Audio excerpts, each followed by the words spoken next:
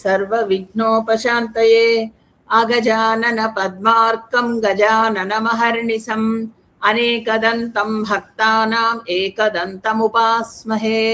सरस्वती नमस्तुभ्यं वरदे कामरूपिणि विद्यारम्भं करिष्यामि सिद्धिर्भवतु मे सदा। पद्मपत्रविशालाक्षी पद्मकेसरवर्णिनि नित्यं पद्मालयां देवी सा मां पातु सरस्वती। गुरुब्रह्मा गुरुर्विष्णु गुरुदेवो महेश्वरा गुरुर्साक्षात् परब्रह्मा तस्मै श्रीगुरवे नमः।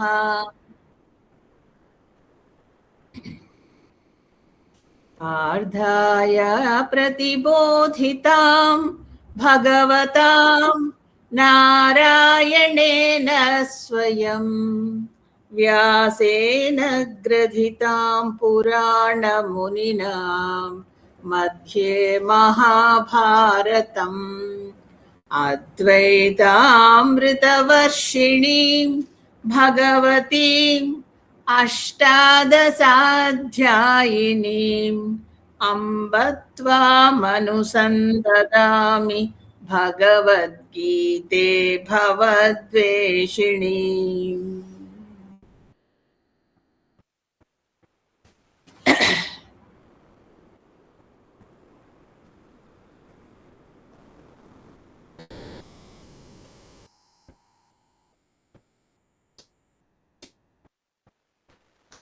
భగవద్గీత 2వ అధ్యాయం సాంఖ్య యోగం.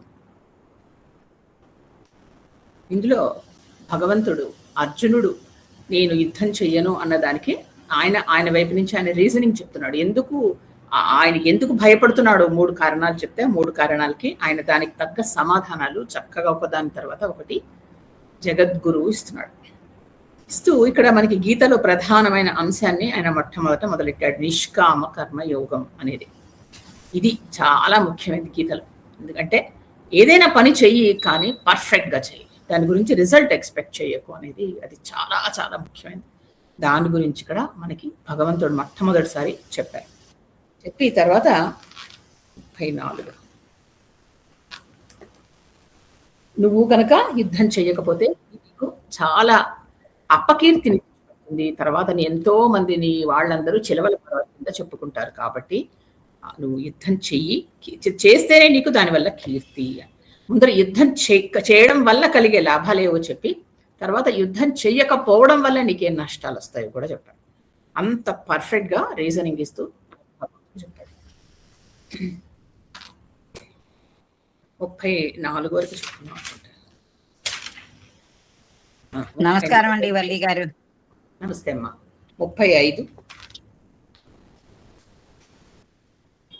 భయారణాత్ ఉపరతం మంస్యన్నే త్వాం మహారథా ఏషాం చ త్వం బహుమతో భూత్వా యాస్యసి లాఘవం. భయాత్రణాత్ ఉపరతం మంస్యంతే త్వాం మహారథాః ఏషాం చ త్వం బహుమతో భూత్వా యాస్యసి లాఘవం. ఇది మన శరీరం ఎలాంటిదంటే కర్మ కోసమే మనం పుట్టాం. మన శరీరం అందుకే పుట్టింది కదా. పని కర్మ అంటే చేయాల్సినవి ఇదన్నీ. ఎందుకంటే అది ఎలాంటి చేయాలి, శాస్త్రం ఏదైతే చెప్పిందో ఆ పనులన్నీ మనం చేయాలి కదా. ఆశ్రమ ధర్మాలు మనకి 4 ఉంటాయి ఆశ్రమాలు కదా. బ్రహ్మచర్యం, అలాగా గృహస్థాశ్రమం, అలా అవి ఏ ఆశ్రమంలో ఏం చెప్పారో అవి కరెక్ట్గా చేయాలి. కాకుండా వర్ణ ధర్మాలు ఉంటాయి. మనం ఏ వర్ణంలో పుట్టామో దానికి తగ్గ కాకుండా జాతి ధర్మాలు, మనం మగ ఆడ ఇలా కొన్ని ధర్మాలు ఇవన్నీ మనకి విధించబడ్డాయి ధర్మాలు. ఈ విధంగా మనం చెయ్యాలి. ఇది చేస్తూ ఏంటంటే ఇప్పుడు మనకి దాన్ని స్వధర్మం అంటారు. ఈ స్వధర్మం ఎలా చేయాలి, దానికి వేరే మనం ఆశించకుండా చేయాలి. ఇది నాకు కావాలి, దీనివల్ల ఇది చేయడం వల్ల నాకేంటి అనుకోకుండా ఇది చెయ్యాలి, దీనికోసమే నేను పుట్టాను, ఇది నేను చెయ్యాలి అనుకుంటూ చేయాలి. చేస్తే అది నీకు స్వధర్మం అంటూ భగవంతుడు మొట్టమొదటి ఆ మాటని ఇక్కడ చెప్పాడు. చెప్పి ఇక్కడ ఈయనకి అర్జునుడికి ఏం చెప్తున్నాడు, యుద్ధం చేయాలి, నువ్వు యుద్ధం చేయాలి అంటూ యుద్ధం గురించి చెప్తున్నాడు.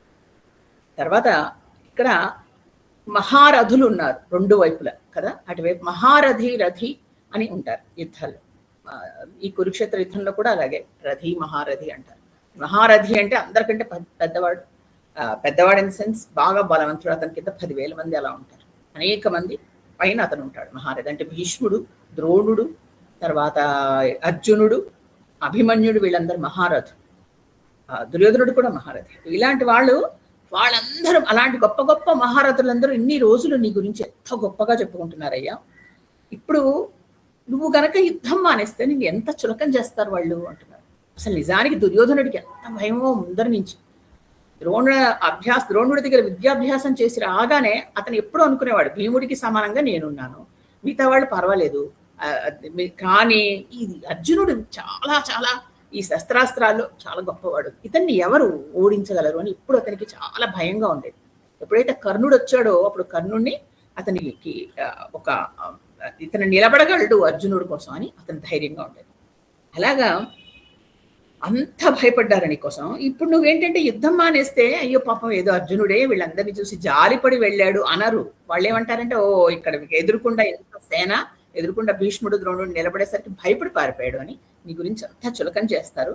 కాకపోతే పైగా అనుకుంటారు ప్రాణరక్షణ కోసం పారిపోయాడు, వాడికి భయం చచ్చిపోతానేమో అందుకని పారిపోయాడని ఈ విధంగా చులకన చేస్తారు. ఇన్ని రోజులకు వాళ్ళకి అవకాశం రాలేదుగా, ఇప్పుడు నువ్వు ఇస్తున్నావు అవకాశం. కాబట్టి ఇలా నువ్వు చేస్తే నువ్వు చులకన పాలవడం కాకుండా నీ పూర్వీకులు ఉన్నారు చూసారా, వాళ్ళు కూడా అధోగతి పాలైపోతారు. ఎందుకంటే అసలు అలాంటి పాండురాజు కొడుక, అలాంటి వాడా, అలాంటి శంతనుడి మనవడా, ముది మనవడా ఇలా అనుకుంటారు. వాళ్ళందరూ కూడా నీ వల్ల అధోగతి పాలైపోతారు. కాబట్టి ఇలాంటి పిచ్చి పని చేయకు అని చెప్పాడు.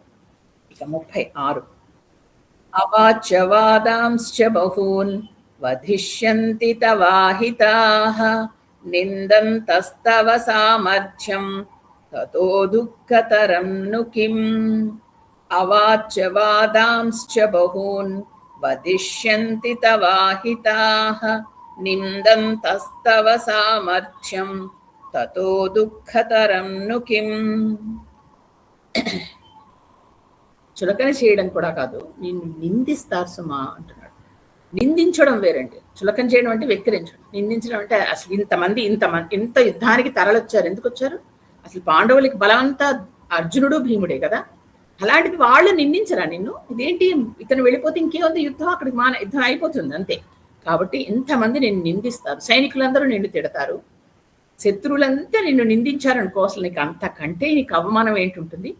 ఏదో ఇన్నాళ్ళు అనుకున్నాం చాలా వీరుడు సూర్యుడు అని అనుకున్నాం, కానీ కానే కాదు అని అంటారు.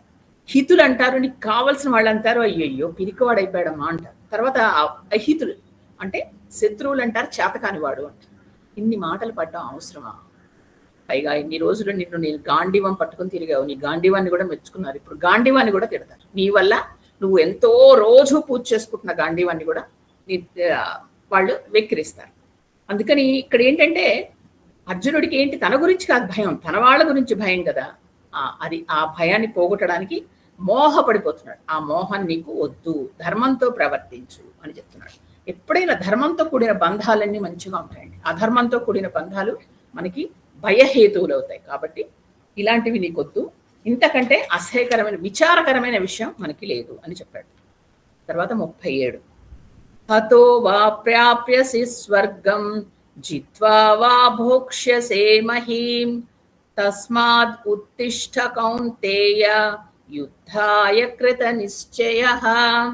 హతో వా ప్రాప్యసి స్వర్గం జిత్వా వా భోక్ష్యసే మహీం తస్మాద్ ఉత్తిష్ఠ కౌంతేయ యుద్ధాయ కృత నిశ్చయః.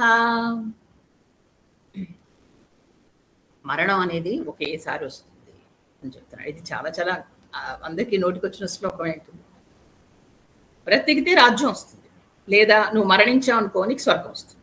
అందుకని నీకు రాజ్యం అక్కర్లేదు అనుకున్నావు అనుకో, అప్పుడు యుద్ధంలో వీరస్వర్గం అంటారు కదా, క్షత్రియులు యుద్ధంలో మరణిస్తే వీరస్వర్గం అంటారు. కాబట్టి నీకు అది వస్తుంది, లేదా నువ్వు గెలిచావు నీకు చక్కగా రాజ్యం వస్తుంది. నీకు ఏదో విధంగా అన్ని మంచివే, నువ్వు గెలిచినా మంచిదే ఓడినా మంచిదే. కాబట్టి నువ్వు కృతనిశ్చయుడివే, ఉత్తిష్ట ముందర లే, నిలబడు, లే కౌంతేయ, మీ అమ్మాయి నీకంటే బెటర్, మీ అమ్మ నీకు ఎన్నో విధాలుగా చెప్పింది, లే అలాంటి కుంతి కొడుకు నువ్వు లేచి యుద్ధానికి సిద్ధం కా, ఉత్తిష్ట లే లే అని చెప్తున్నాడు. ఇక 38 సుఖ దుఃఖే సమే కృత్వా లాభాలాభౌ జయాజయౌ తతో యుద్ధాయ యుజ్యస్వ నైవం పాపమవాప్స్యసి. సుఖ దుఃఖే సమే కృత్వా లాభాలాభౌ జయాజయౌ తతో యుద్ధాయ యుజ్యస్వ నైవం పాపమవాప్యసి.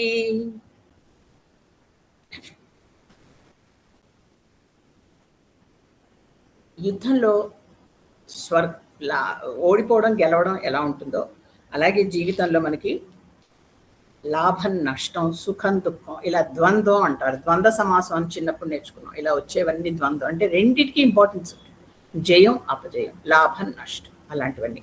ఇది ప్రతిదీ మనకి జీవితంలో ఉంటాయి. కానీ వీటిని మనం సమానంగా తీసుకోం. జయాన్ని ఎక్కువగా ఇష్టపడతాం, అపజయాన్ని ఇష్టపడం కదా, ఎవరికైనా అంతే. అలాగే లాభాన్ని ఇష్టపడతాం, నష్టాన్ని ఇష్టపడతాం. కానీ రెండింటిని ఒకేలాగా సమదృష్టితో తీసుకోవడం నేర్చుకో అని చెప్తున్నాడు. ఇది కూడా మొట్టమొదటిసారి ఈ మాట మాట్లాడుతున్నాడు. ఇదంతా గీతకి బేస్ అయింది. సమదృష్టి అనే మాటని ఇక్కడ మాట్లాడుతున్నాడు. ప్రతిదీ మన జీవితంలో వస్తూ ఉంటాయి, వాటిని రెండింటిని ఒకేలా చూడడం నేర్చుకో. అలా గనక చూస్తే నీకు అసలు పాపాలే అంటావు, నువ్వేం చేసినా నీకు ఇంకా భయం లేదు అంటూ చెప్తున్నాడు అనమాట. ఇక్కడ ఎందుకు ఇంతలా చెప్తున్నాడు అంటే ఈయనకి అంత మంచి పేరు సంపాదించుకున్నాడండి అర్జునుడు. మనం ఒక్కొక్కది ఆయనకు చేసిన గొప్ప కృత్యాల గురించి మనం చెప్పుకుంటూ వస్తున్నాం. అర్జునుడు ఎందుకు అంత ఆయనకు గొప్ప పేరు వచ్చింది, ఎందుకు ఇప్పుడు అపకీర్తి అంటున్నాడని మధ్య మధ్యలో భారతంలో ఒక కథ చెప్పుకుంటున్నాం కదా. ఇందులో ఈరోజు మనం నివాత కవచులు అని వాళ్ళ కథ చెప్పుకున్నాం. నివాత కవచులు. నివాత అంటే నిజానికి వాళ్ళకి కవచం అక్కర్లేదు, అంత బలం. నివాత కవచం వేసుకోక్కర్లేని ఇంత లాంటి వాళ్ళు, ఒక రాక్షసులలో ఒక తెగ వాళ్ళది. వాళ్ళు దేవతలతో యుద్ధం చేస్తున్నారు. వాళ్ళకి ఏంటంటే ఒక వరం ఉంది. ఆ రోజుల్లో దేవుళ్ళు బ్రహ్మదేవుళ్ళకి తపస్సు చేసేవారు, శివుడికి చేసేవారు, చేసి వరాలు సంపాదించుకునేవారు. వాళ్ళు కూడా రాక్షసులు కూడా అంత భక్తులు ఉండేవారు. అతను వాళ్ళు ఎలా సంపాదించుకున్నారంటే దేవతలతో మాకు చావు రాకూడదు, అందుకని దేవతలు ఎంత యుద్ధం చేసినా వీళ్ళని గెలవలేకపోతున్నారు. పైగా వీళ్ళు ఏం చేస్తున్నారంటే అనేక మాయలు నేర్చుకున్నారు. వాళ్ళు ఆ నివాత కవచులు అనే రాక్షసులు. వాళ్ళు సముద్రం ఒడ్డున ఉండి యుద్ధం చేస్తుండేవారు. దేవతలందరూ వచ్చారు కానీ ఎవరు గెలవలేకపోతున్నారు. ఇప్పుడు ఇంద్రుడికి తెలిసింది, ఓహో ఇది వీళ్ళు మనం ఎవరైనా వీళ్ళని గెలవలేము, కాబట్టి దేవతలు కాకుండా ఇంకెవరో వచ్చి వీళ్ళని గెలవాలి. అప్పుడు ఎవరు అని ఆలోచిస్తే వెంటనే ఇంద్రుడు అన్నాడు. అప్పుడు అర్జునుడు అప్పుడే పాశుపతాస్త్రం తీసుకుని వస్తున్నాడు పరమేశ్వరుడి దగ్గర నుంచి. వెంటనే ఆయన కబురు పెట్టాడు ఇంద్రుడికి, అర్జునుడికి, నువ్వు మాతో వచ్చి మాకు సాయం చేసి మాతో యుద్ధం చెయ్యాలి అంటే. దేవతలంతటి వాళ్ళు, ఇంద్రుడంతటి వాడు అర్జునుడిని పిలిచి అర్జునుడిని తీసుకెళ్ళాడు. యుద్ధానికి తీసుకెళ్ళి అతన్ని యుద్ధానికి పంపించాడు. పంపిస్తే ఏం చేశాడో తెలుసా అండి, ఇంద్రుడి రథసారథి మాతలి అంటారు అతన్ని. ఆయన పేరు మాతలి. ఆ మాతలిని ఇచ్చి తన రథం ఇచ్చి పంపించాడు అర్జునుడిని. నువ్వు నా రథం తీసుకో. చూసారా, ఏదో తండ్రి, నిజానికి తండ్రి కొడుకులే వాళ్ళు, కానీ అలా ఇస్తాడు కదా తండ్రి, నా కారు తీసుకో అని పిల్లడికి ఇచ్చినట్టు ఇచ్చి నువ్వు వెళ్ళు అని కొన్ని దివ్యాస్త్రాలు ఇచ్చాడు. తన దగ్గర ఉండే ఒక శక్తి అస్త్రం కూడా ఇచ్చాడు అర్జునుడికి. అలాగే ఈయన వెళుతూ ఉంటే మిగతా వాళ్ళు కూడా అనేక అస్త్రాలు, దేవతలందరూ వాళ్ళ అస్త్రాలందరూ ఇచ్చారు. అంటే చూడండి ఎంత ఆయనకి అవన్నీ వచ్చాయి అనుకోకుండా. ఇలాంటి కొత్త దివ్యాస్త్రాలు కూడా వచ్చాయి అర్జునుడికి. వచ్చి అప్పుడు అర్జునుడు ఈ మాతలి రథ సారథ్యంతో యుద్ధానికి వెళ్ళాడు. వీళ్ళు వెళ్ళేసరికి వెంటనే వీళ్ళందరూ కలిసి ఒకేసారి అర్జునుడి మీదకి యుద్ధానికి వచ్చారు. వస్తే అప్పుడు ఆయన అనేక దివ్యాస్త్రాలు వేసి వాళ్ళ మీద వాళ్ళ దగ్గర ఉన్న కొన్ని అస్త్రాలు పడగొట్టాడు. అప్పుడు వాళ్ళు రాళ్ల వర్షం, కుంభవృష్టి, అనేక అలాంటివన్నీ చేశారు. మాయలన్నీ అర్జునుడి మీద ప్రయోగించారు. భయంకరమైన గాలి మంటలు వచ్చేలా చేస్తే అప్పుడు అర్జునుడు తన అస్త్రాలతో వాళ్ళందరినీ అవన్నీ పడగొట్టి వాళ్ళని సంహరించాడు. ఆ మాయలన్నీ వమ్ము చేశాడు. మాతలి లాంటి వాడు ఆశ్చర్యపడ్డాడు. ఇంద్రుడి సారథి, నేను ఇలాంటి యుద్ధాన్ని ఎక్కడ చూడలేదు, ఒక్కడు నిలబడి ఇంతమందిని చంపాడు. అలాగా అంత గొప్ప యుద్ధం చేశాడు. నిజానికి మనకి రామాయణంలో వస్తుంది, ఈ నివాత కవచుల్లో ఒక తెగని, అంటే ఇప్పుడు ఇది మనకి జరిగింది ద్వాపర యుగం మనం చెప్పుకుంటున్నాం కథ అర్జునుడిది. ఇది త్రేతాయుగంలో కూడా రావణాసురుడు ఆయన చూశాడు. ఈ నివాత కవచుల్ని ఆయనతో కూడా యుద్ధం చేశాడు. చేసి చివరికి వాళ్ళతో సంధి చేసుకున్నాడు. అంటే చెప్తున్నాను నేను ఇలాగా. అంటే మరి ఆయన రాక్షసుడే కదా, సంహరించవచ్చు కదా అంటే సంహరించలేకపోయాడు. అంత గొప్ప వాళ్ళు రాక్షసులు. అలాంటి వాళ్ళని అర్జునుడు సంహరించాడు. ఆయనకి ఏంటంటే క్షత్రియ శౌర్యం ఉంది, దైవ బలం కూడా ఆయనకి తోడైంది. కాబట్టి ఆయన ఇంత గొప్పగా చేశాడు. రావణాసురుడికి దైవ బలం లేకే అతనికి ఆ దుర్గతి పట్టింది. కాబట్టి ఇక్కడ అర్జునుడికి దైవ బలం, పైగా దైవ దివ్యాస్త్రాలు వచ్చాయి, తన క్షత్రియ శౌర్యం. నివాత కవచులను సంహరించేసరికి ఆయనకి ఆ ఖ్యాతి ఇక్కడ భూలోకంలోనే కాదు, దేవలోకంలో కూడా అందరూ ఆయన మెచ్చుకున్నారు. దేవలోకంలో కూడా పాకిన అందరూ ఇంత ఇంద్రుడి కొడుకు ఇంత గొప్పవాడు, అర్జునుడు అంత గొప్పవాడు లేడు, మనల్ని అందరికీ మనకి విజయాన్ని సంపాదించాడు అని. అలాంటి గొప్పవాడివి అంత తెచ్చుకుని ఇప్పుడు వీళ్ళని చూసి నువ్వు పారిపోతున్నావు, జాలి పడుతున్నావు అని ఎవరు అనుకోరు అర్జున, నువ్వు భయపడుతున్నావు అనుకుంటారు. ఇది నీకు మంచిదా అని అడుగుతున్నాను. నిజం కదా, భయపడుతున్నావు అని పేరు తెచ్చుకోవడం అలా ఎవరైనా ఆలోచిస్తారా? ఓహో వీడు జాలి పడ్డాడని. అతనికి తెలుసు, అర్జునుడికి కృష్ణుడికి తెలుసు, మిగతా వాళ్ళకి తెలియదుగా. ఉన్నట్టు యుద్ధం వదిలేసి వెళ్ళిపోతే ఏమనుకుంటారు? భయపడిపోయాడు, పిరికివాడు అన్నట్టు నవ్విస్తారు. హేళన. అవసరం ఏదైనా దొరకాలి, చిన్నది కదా వాళ్ళకి అవకాశం. కాబట్టి ఇవన్నీ నువ్వు చెయ్యకు, వెళ్ళొద్దు అని చెప్తున్నాడు. అంటే ఎంత గొప్ప అర్జునుడు అంటూ అర్జునుడి గురించి చెప్పడం. ఇక్కడ మనకి ఏంటంటే ఈ భగవద్గీతలో ఇక్కడ ముఖ్యంగా ఈ 2వ అధ్యాయంలో మనకి ఇంతవరకు మనకి శ్రీకృష్ణుడు చెప్పింది ఆత్మ అనాత్మ విషయాలు చెప్పాడు కదా. చెప్పి తర్వాత ఇక్కడి నుంచి మనకి మెల్లిగా మిగతా వాటిల్లోకి వెళ్తాడు. మనకి ఇంతవరకు చెప్పింది ఏంటంటే జ్ఞానం గురించి చెప్పాడు. అంటే ఆత్మ వేరు, శరీరం వేరు అంటూ మనకి జ్ఞానం ఇచ్చాడు కదా. సో మనకి ఇక్కడ ఇదంతా నిజానికి చెప్పాలంటే ఒక జ్ఞాన యోగం కింద చెప్పాడు. ఇప్పుడు తర్వాత వచ్చే శ్లోకాలన్నీ కర్మయోగం కింద చెప్తాడు. ఆ తర్వాత భక్తి యోగం. అంటే మనకి 2వ అధ్యాయంలోనే మనకి 3 యోగాల్ని టచ్ చేస్తాడు. అందుకే ఇది అంటారు 2వ అధ్యాయం ఎప్పుడు మొత్తం భగవద్గీతకి ఒక సమ్మరీ లాంటిది అంటారు. నిజంగా చాలా మంది 2వ అధ్యాయాన్ని బాగా అధ్యయనం చేస్తూ ఉంటారు. గీత సారం పట్టుకోవాలంటే ఇది అధ్యయనం చేయాలి అని. కాబట్టి మనకి మొదటి అధ్యాయంలో అర్జునుడు నేను యుద్ధం చెయ్యను అన్నట్టు ఆయన విషాదం ప్రకటిస్తే, 2వ అధ్యాయం సాంఖ్యయోగంలో ఆయన భగవంతుడు మొట్టమొదటగా జ్ఞానాన్ని ఉపదేశించాడు. అంటే జ్ఞానం ఉంటేనే కదా, ఒక జ్ఞానాన్ని ఇస్తేనే అవతల అజ్ఞానం నశించే భయం పోతుంది. ముందర ఆయన భయం పోగొట్టాలి. అంటే ఏంటి? మోహం పెరిగిపోయింది. ఆ మోహం పోగొట్టాలంటే అజ్ఞానం పోవాలి. కాబట్టి మొట్టమొదటి ఏం చెప్పాడంటే నీకు ఈ భయం పోగొట్టాలి. కాబట్టి అసలు ఆత్మ వేరయ్యా, శరీరం వేరు, నువ్వు వేసే బాణాలు వాళ్ళ శరీరాలకి తగులుతున్నాయి, వాళ్ళ ఆత్మ నశించదు, ఆత్మ అలాగే ఉంటుంది అంటూ జ్ఞానం ఇచ్చాడు కదా. తర్వాత నెక్స్ట్ మనకి తర్వాత వచ్చే శ్లోకాల్లో కర్మయోగం గురించి చెప్తాడు. ఆ తర్వాత భక్తి యోగం. 3 మనకి టచ్ చేసి వదిలేస్తారు ఈ 2వ అధ్యాయం. అందుకని అత్యంత ముఖ్యమైనది. ఇంతవరకు చెప్పింది జ్ఞానయోగం కిందే వస్తుంది. అంటే మనకి జ్ఞానాన్ని ఇచ్చాడు కాబట్టి.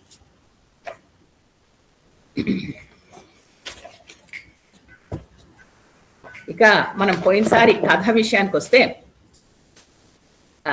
ఆ కథ విషయంలో చాలా చాలా బాగా రాశారండి అందరూ. నేను చిన్నగా ఒక్కొక్కళ్ళు రాసింది టచ్ చేసి వదిలేస్తా. ఎందుకంటే అంత బాగా అర్థం చేసుకున్నారని నాకు మీకు అర్థమైందో తెలియదు కదా. మీరు రాసిన దాన్ని బట్టే నాకు అర్థమవుతుంది ఎంత బాగా అర్థం చేసుకున్నారు. మొట్టమొదట మన భగవద్గీత మనకి 2 గ్రూప్స్ ఉన్నాయి. ఒకటి బాంబే గ్రూప్, ఒకటి వైజాగ్ గ్రూప్. బాంబే గ్రూప్లో జానకి రాసింది.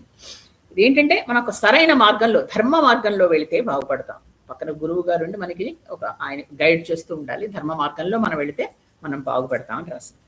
ఇక వైజాగ్ గ్రూప్లో శుభ ఫస్ట్ రాసింది. తను భక్తితో కూడిన జ్ఞానం ఉండాలి. జ్ఞానం అంటే జ్ఞానం ఒక్కటి ఉంటే సరిపోదు, దానికి భక్తి కూడా జోడై ఉండాలి. అది నీతి ఈ కథకి అని రాశారు.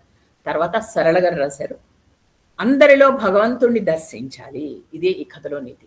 ప్రతి వాళ్ళలో భగవంతుణ్ణి చూడడం నేర్చుకోవాలి అని రాశారు. తర్వాత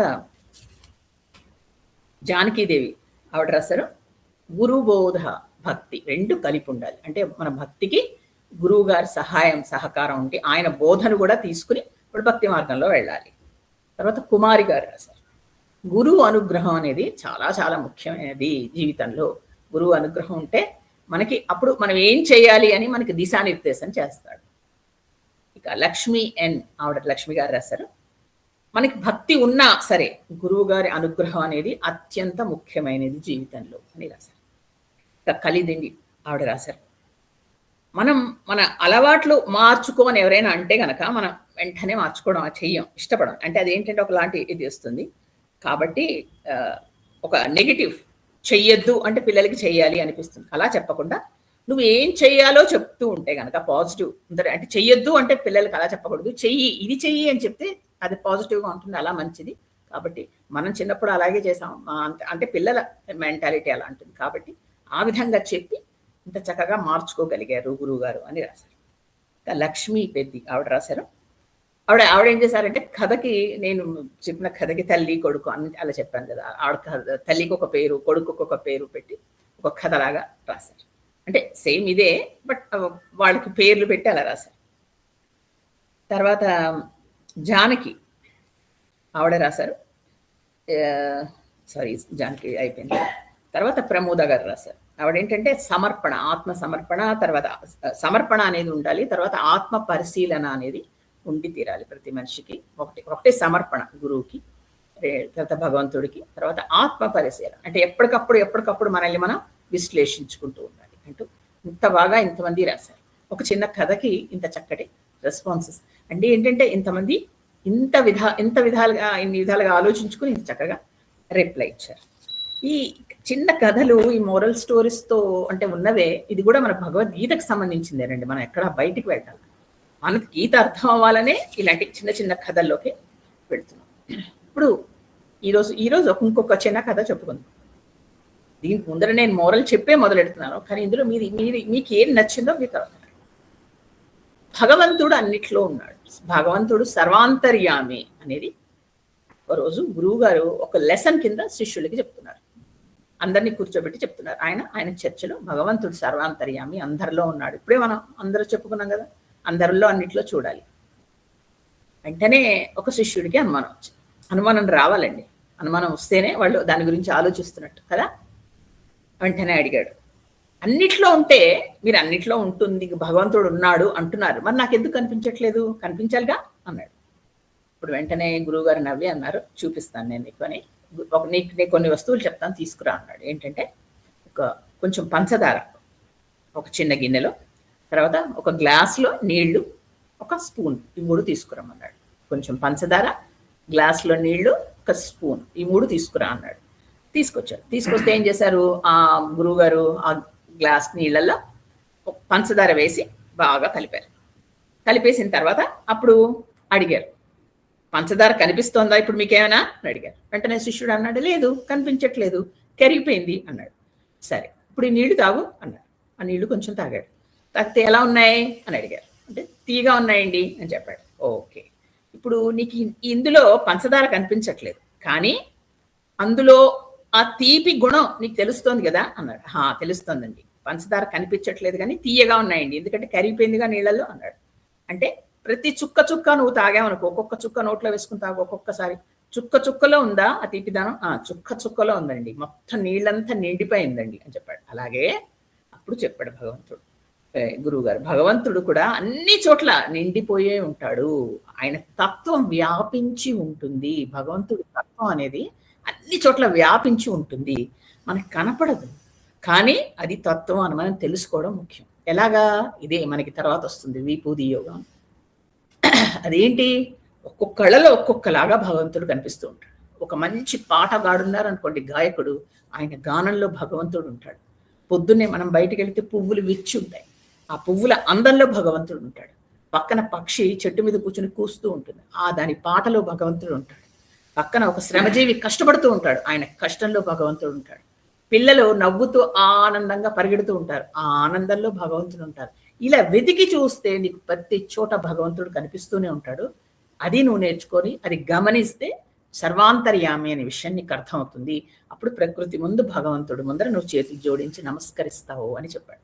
ఎంత మంచి కథ కదా, అంటే మనస్సుకు హత్తుకునే కథ. అన్ని చోట్ల మనం కూడా చూడడం మొదలెడతాం. నిజం చెప్పండి, రేపు పొద్దున మీరు బయటికి వెళ్తే చూడరా, ఇప్పుడు నేను చెప్పిన కథ మీకు హత్తుకుంటే ప్రతి చోట మీకు కనిపిస్తాడు.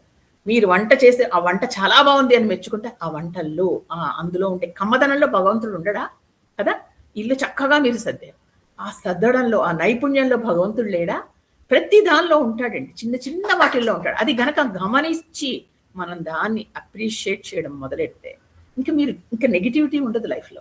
మీ పిల్లల్లో, మీ భర్తలో, అందరిలో, మీ చుట్టాల్లో, మీ ఫ్రెండ్స్లో, చుట్టుపక్కల వాళ్ళు అన్నిట్లో కనపడుతూ ఉంటాడు. ఎందుకంటే అన్నిట్లో మంచే చూస్తూ ఉంటాం. భగవంతుడు అంటే మంచేగా. మనకి ఎక్కడ చెడు అనేది కనపడుతుంది. అప్పుడు మొత్తం అందరినీ మనం ప్రేమించడం మొదలెడతాం. మన మనస్సు కూడా మారిపోతుంది. హాయిగా పాజిటివ్గా మనకి ఎలాంటి ప్రాబ్లమ్స్, దానివల్ల మన శారీరక సమస్యలు కూడా గట్టెక్కిపోతాయి. కాబట్టి ఈ విధంగా గురువుగారు శిష్యుడికి చెప్పారు. ఇది కూడా మన గీతకు సంబంధించిన కథలే ఇవన్నీ. అంటే అన్నిట్లోనూ ప్రతి దానిలోనూ భగవంతుడు ఉంటాడు, భగవంతుడు సర్వంతర్యామి అని.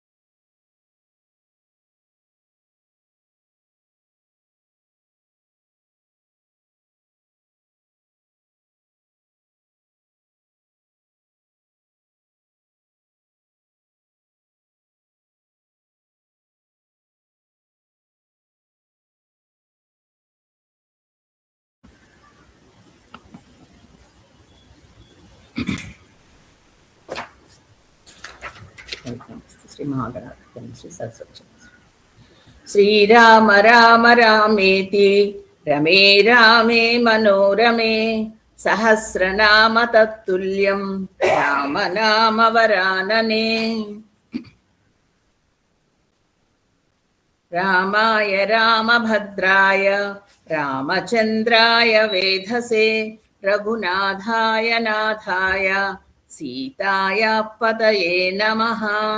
ఆపదామపహర్తారం దాతారం సర్వసంపదాం లోకాభిరామం శ్రీరామం భూయో భూయో నమామ్యహం. కూజంతం రామ రామేతి మధురం మధురాక్షరం ఆరుహ్య కవితా శాఖాం వందే వాల్మీకి కోకిలం. రామాయణం అరణ్యకాండ. రావణాసురుడి దగ్గరికి అకంపనుడు వచ్చాడు. అకంపనుడు వచ్చి అక్కడ ఖరదూషణ త్రిశిరులను ఇలాగా శ్రీరామచంద్రుడు అనే ఒక నరుడు వాళ్ళందరినీ సంహరించాడు. ఆ విషయం చెప్పడానికి నేను నీకు వచ్చాను అని చెప్పాడు. ఆయన అకంపనుడు అనే అతను ఈ రావణాసురుడి గూఢచారి జనస్థానంలో ఇవన్నీ చూసి అక్కడి నుంచి వచ్చాడు. అక్కడి నుంచి పారిపోయి వచ్చింది ఇద్దరే. ఒకళ్ళు అకంపనుడు, రెండు శూర్పణఖ. మిగతా వాళ్ళందరినీ రాముడు చంపేశాడు. ఇప్పుడు వెంటనే ఈయన మారీచుడి దగ్గరికి వెళ్ళాడు రావణాసురుడు. అది మనం పోయినసారి చెప్పుకున్నాం. మారీచుడి దగ్గరికి వెళ్ళినప్పుడు వెంటనే ఈ రాముడి గురించి చెప్పగానే, ఇలా రాముడు ఇలా చేశాట అని చెప్పగానే వెంటనే మారీచుడు ఒకటే ప్రశ్న అడిగాడు. అసలు నీకు ఈ విషయం నీకు చెప్పింది ఎవరు? సీతని, అక్కడ సీత ఉంది, ఆవిడ్ని అపహరిస్తే నీకు మంచిది అని కూడా చెప్పాడు అకంపనుడు. అంటే అప్పుడు రాముడి వీక్నెస్ అంతా సీత, ఆయన బలము బలహీనత రెండు సీతే. సీతను కనుక నువ్వు అపహరిస్తే అప్పుడు రాముడు చాలా తేలిగ్గా నువ్వు రాముడిని జయించవచ్చు అని చెప్పాడు అకంపనుడు. ఆ విషయం చెప్తే వెంటనే మారీచుడున్నాడు, అసలు నీకు ఇలాంటి సలహా ఇచ్చింది ఎవరు? నీకేదో పైకి మిత్రుల్లా ఎవరో కనపడుతున్నారు, కానీ భయంకర శత్రువు, నీ సమస్త రాక్షస కులాన్ని నాశనం అయ్యే సలహా చెప్పాడు. ఇలాంటి విషసర్పం నోట్లోంచి కోరలు తీయడానికి నువ్వు ప్రయత్నం చేస్తున్నావని నాకు అర్థమవుతోంది. ఇలాంటి పని చెయ్యకు, హాయిగా నీ భార్యలతో పిల్లలతో సుఖంగా లంకలో ఉండు. కాబట్టి ఆయన ఒక మదప ఏనుగు లాంటి వాడు.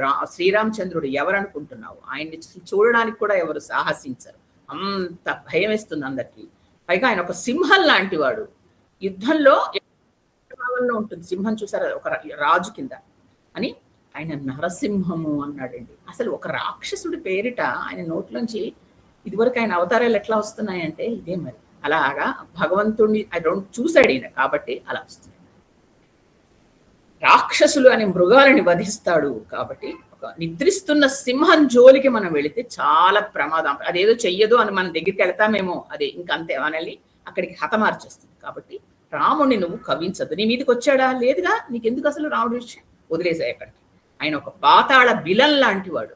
అందులోకి వెళితే మనం లోపలికి వెళ్ళిపోతాం ఊబిలాగా, ఇక బయటికి రాలేము. కాబట్టి హాయిగా నువ్వు నీ భార్యలతో సుఖించు, రాముడు వనంలో హాయిగా ఆయన పాటికి ఆయన ఉంటాడు, నీకెందుకు రాముడు జోలికి నువ్వు వెళ్ళ అని చెప్పాడు. అంటే చూడండి ఎన్ని ఉపమానాలు వేశాడో రాముడి గురించి. మదపుట ఏనుగు అన్నాడు, తర్వాత సింహం అన్నాడు, నరసింహం అన్నాడు, పాతాళ బిలం అన్నాడు. ఇన్ని రకాలుగా చెప్పి చెప్పవలసిందంతా మారీచుడు చెప్పేశాడు.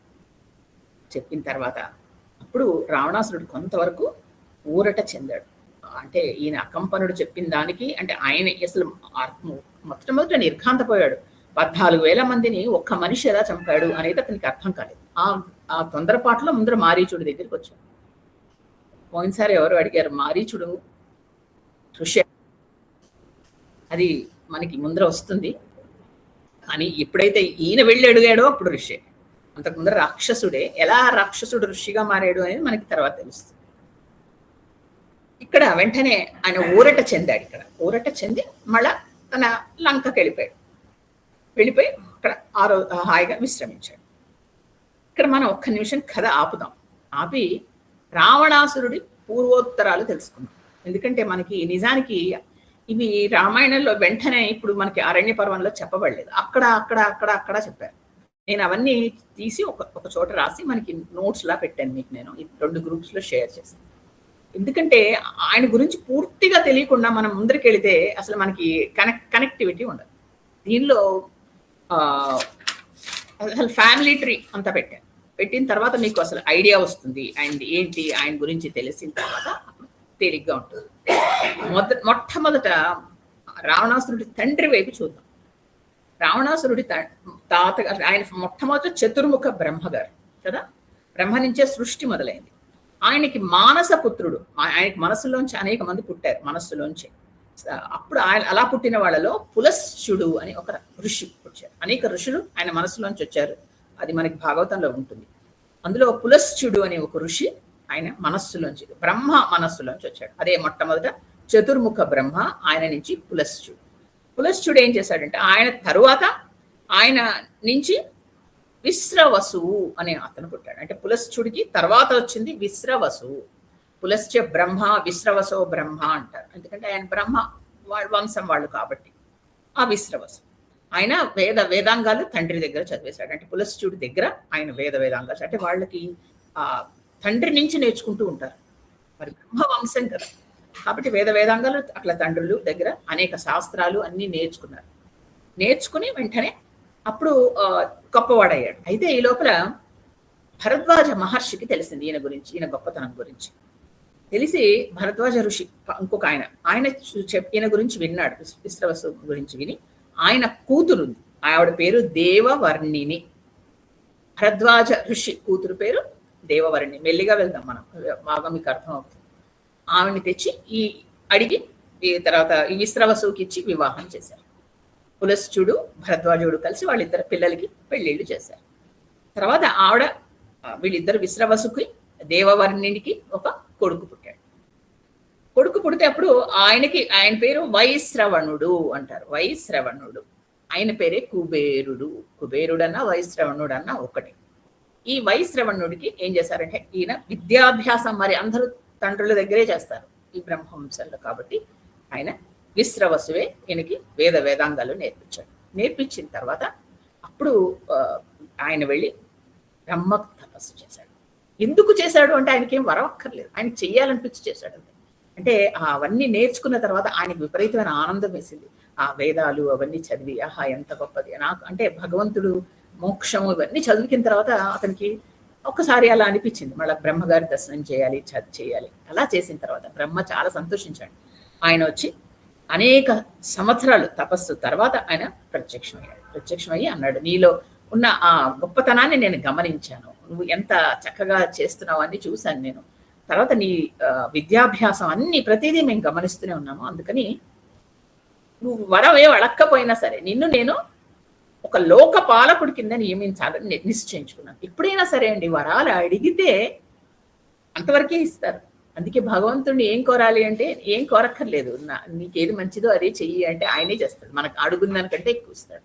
మనం ఏదో చిన్నది అడుగుతాం, ఏదో పరీక్ష పాస్ అవ్వాలనో నాకు ఇంకేదో కావాలనో, కానీ మనకు అంతకంటే పెద్దదే ఇస్తాడు ఆయన. కాబట్టి ఇక్కడ ఆయనే వాడు పెద్ద అడగలేదు, కానీ ఆయనే ఒక లోక పాలకుడి కింద నియమించాడు.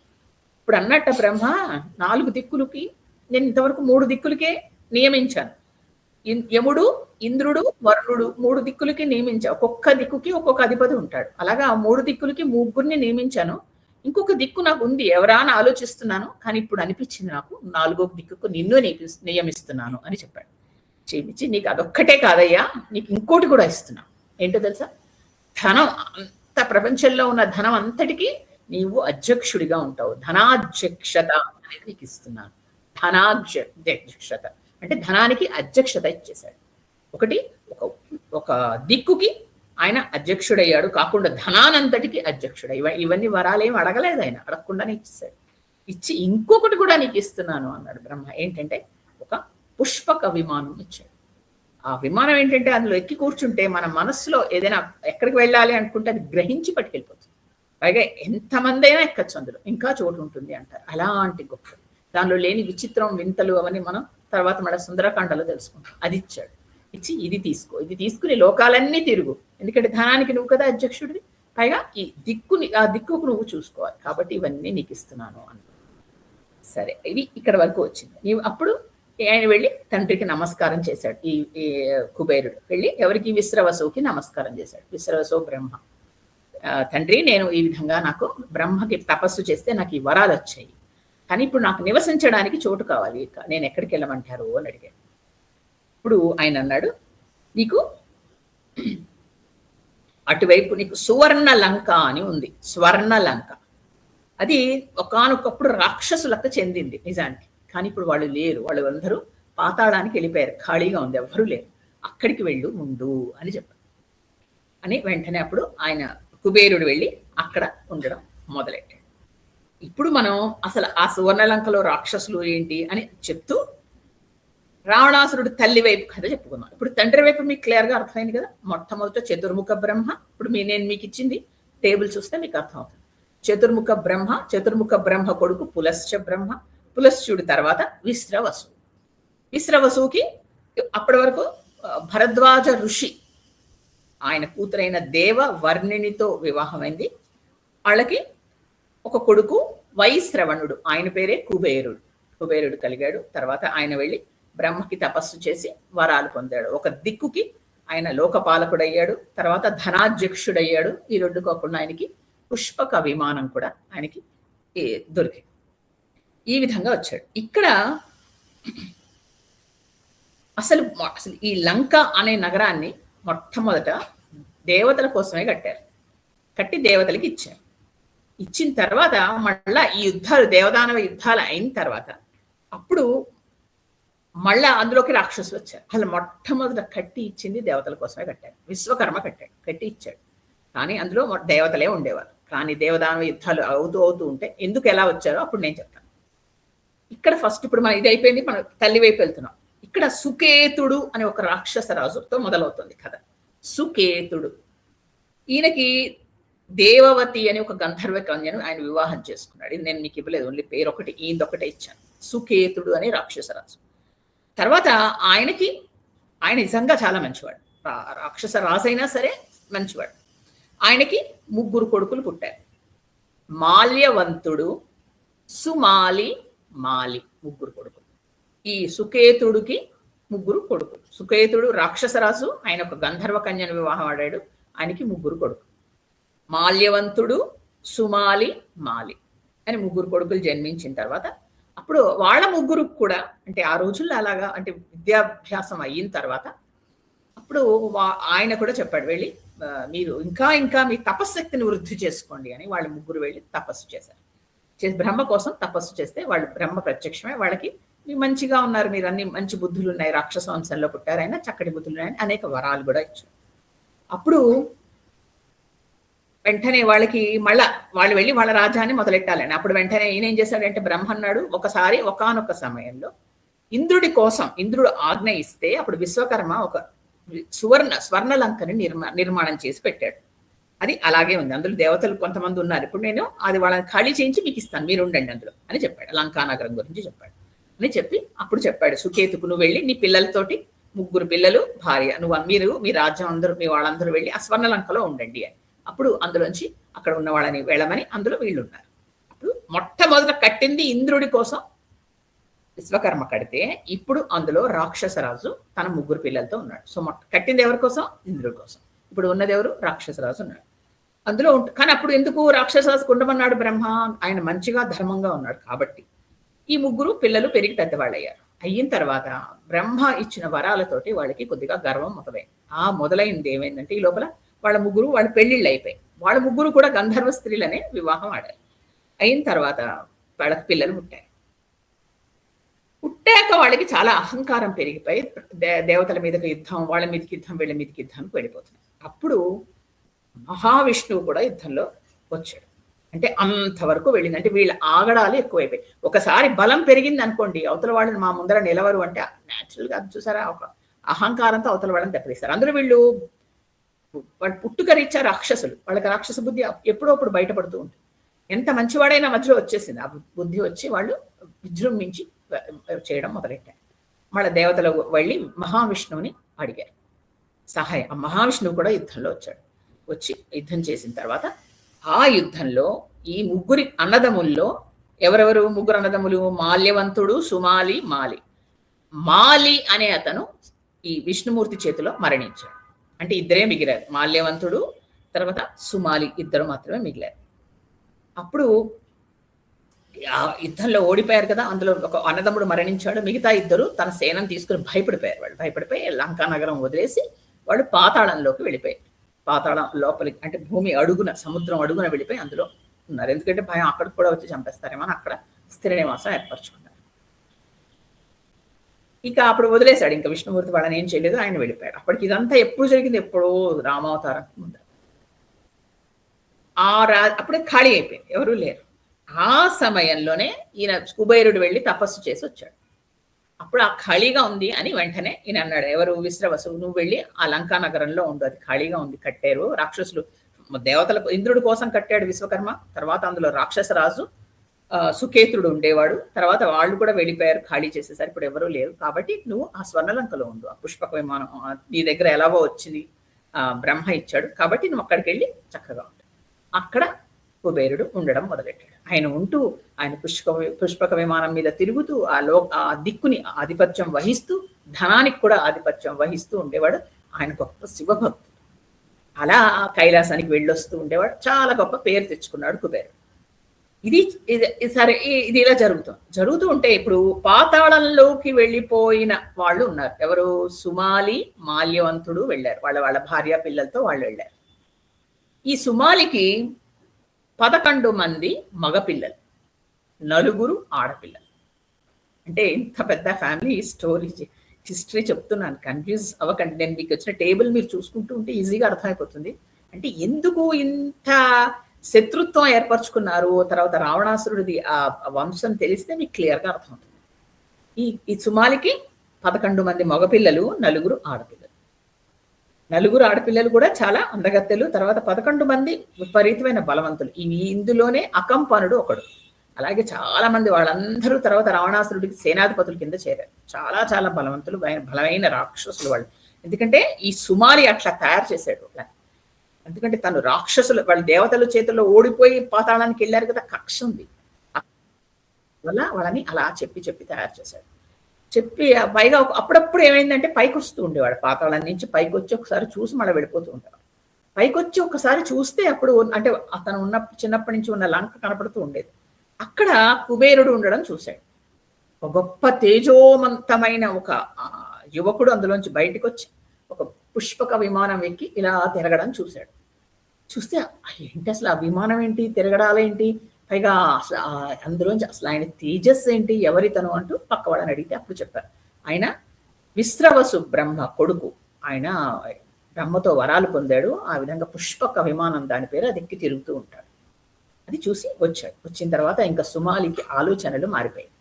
వెంటనే అనుకున్నాడు, అసలు అతను యువకుడు ఎంత చక్కగా తిరుగుతున్నాడు, అసలు ఆ విమానం ఏంటి, ఆ కొత్త రకం ఎలా ఉంది, ఇదంతా మనకెందుకు దక్కకూడదు, నా పిల్లలకి ఎందుకు దక్కకూడదు, ఇదంతా నేనే చేసుకోవచ్చు కదా అనుకున్నాడు. కానీ తన పిల్లలందరూ రాక్షస పుత్రులు కదా, వాళ్ళకి ఈ బ్రహ్మజ్ఞానం లేదు.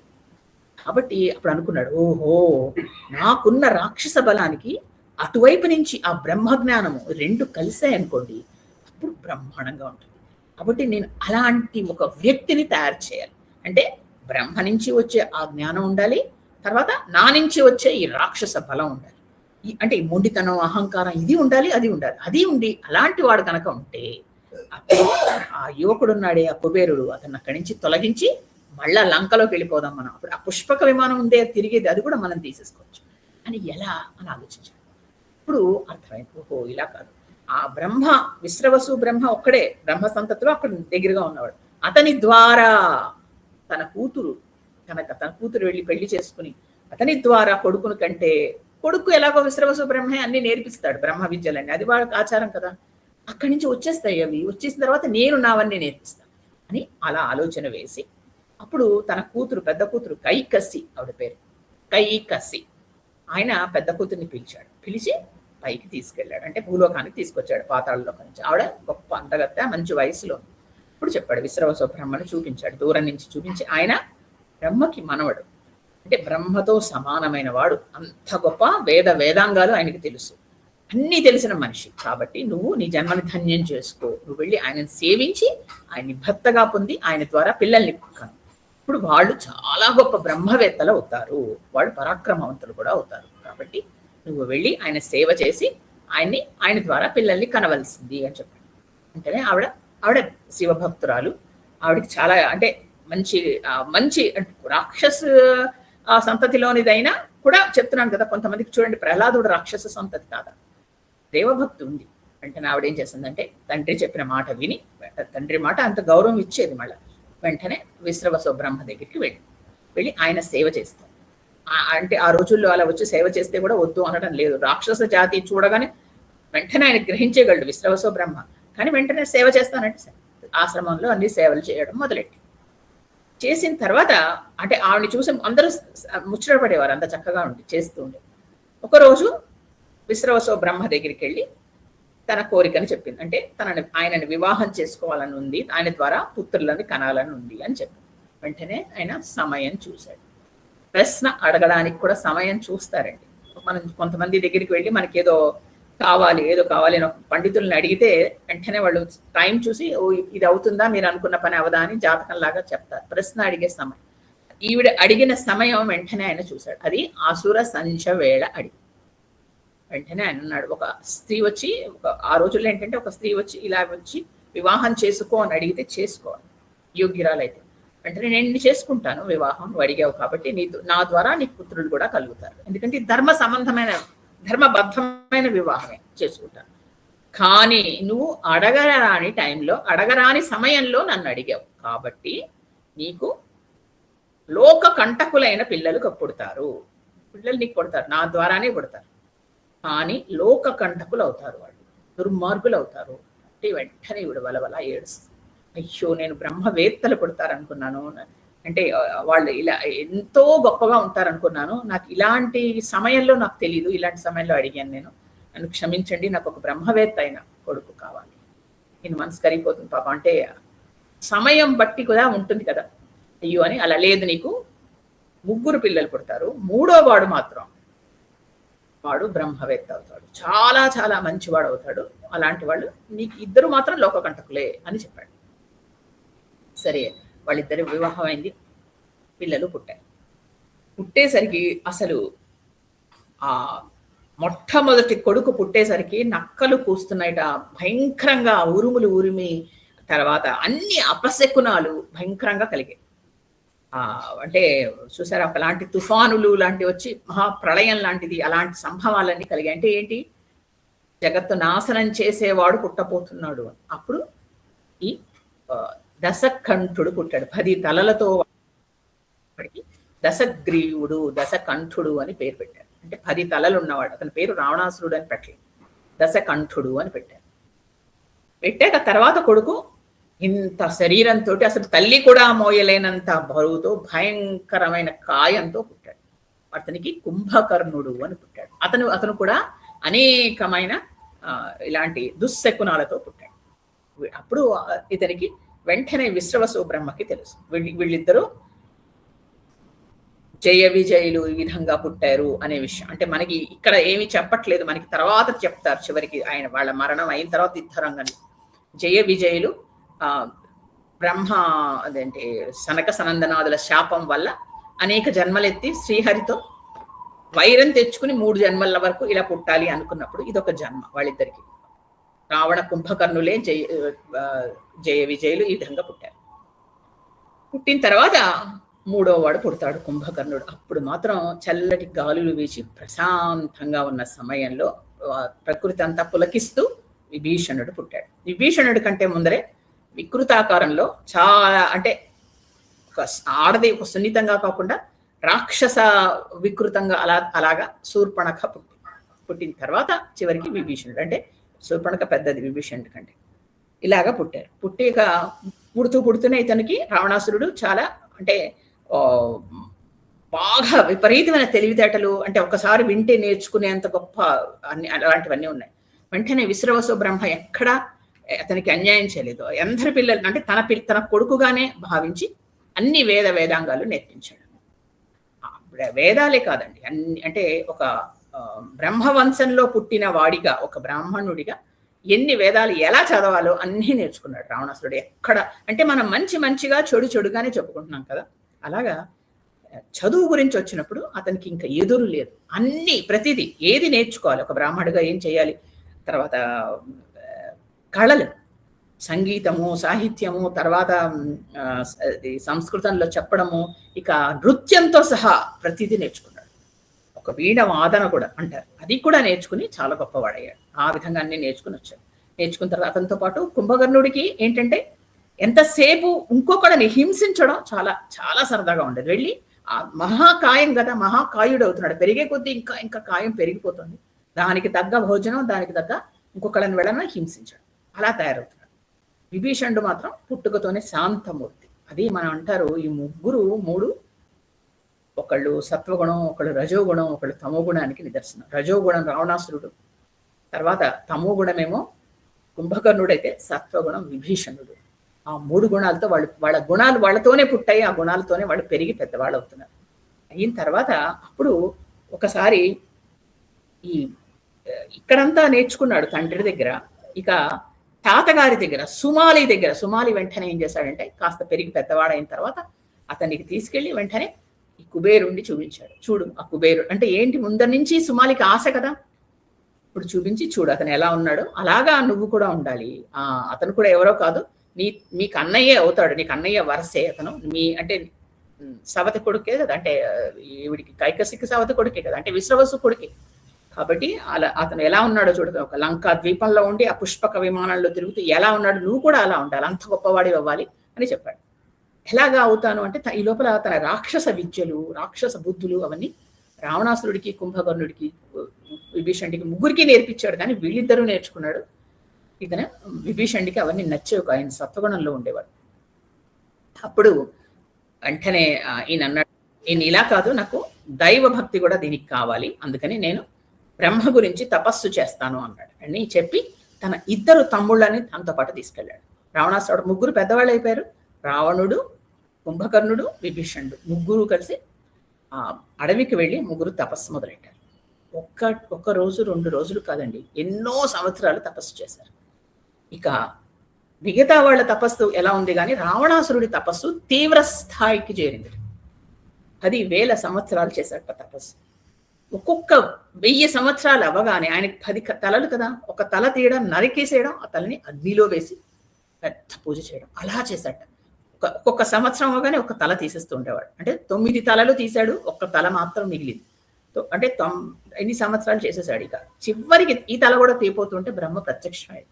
ఎందుకురా అంత మూర్ఖత్వం, ఎందుకు అలా చేస్తున్నావు అంటే, నాకు ప్రత్యక్షం అవ్వాలి కాబట్టి ఇలా చేస్తున్నాను అంతే. అంటే ఆ మూర్ఖత్వం మొండితనం అతనికి ఉన్నాయి.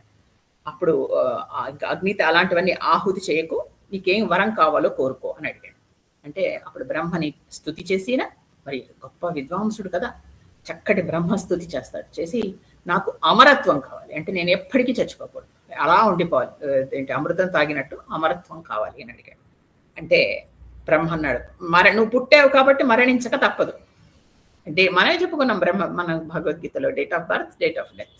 కాబట్టి నీకు మరణించక తప్పదు, ఇంకేదైనా వరం కోరుకో. ఇది దానికి కొన్ని లిమిటేషన్స్ ఉన్నాయి కాబట్టి ఆ వరం కోరుకో అన్నాడు. అప్పుడు గరుడ, నాగ, యక్ష, రాక్షస దేవతల వలన నాకు మరణం లేకుండా ఇవ్వు వరం.